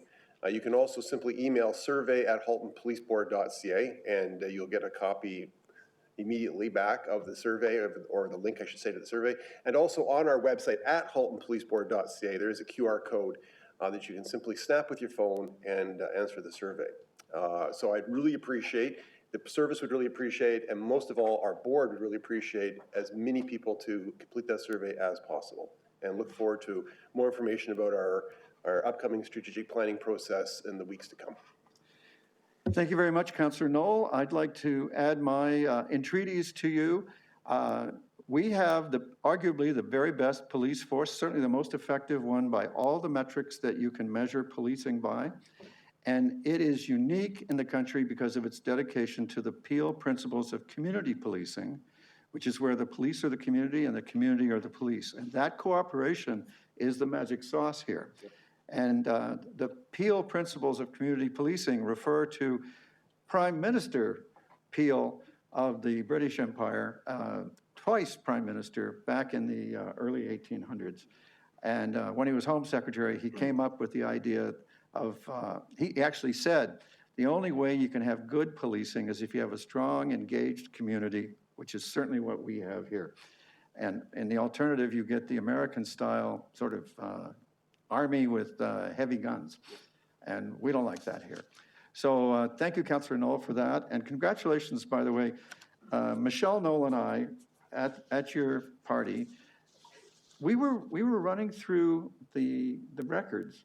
And I believe, Michelle and I believe, that you are now hosting the longest running community fair or festival of any kind in town.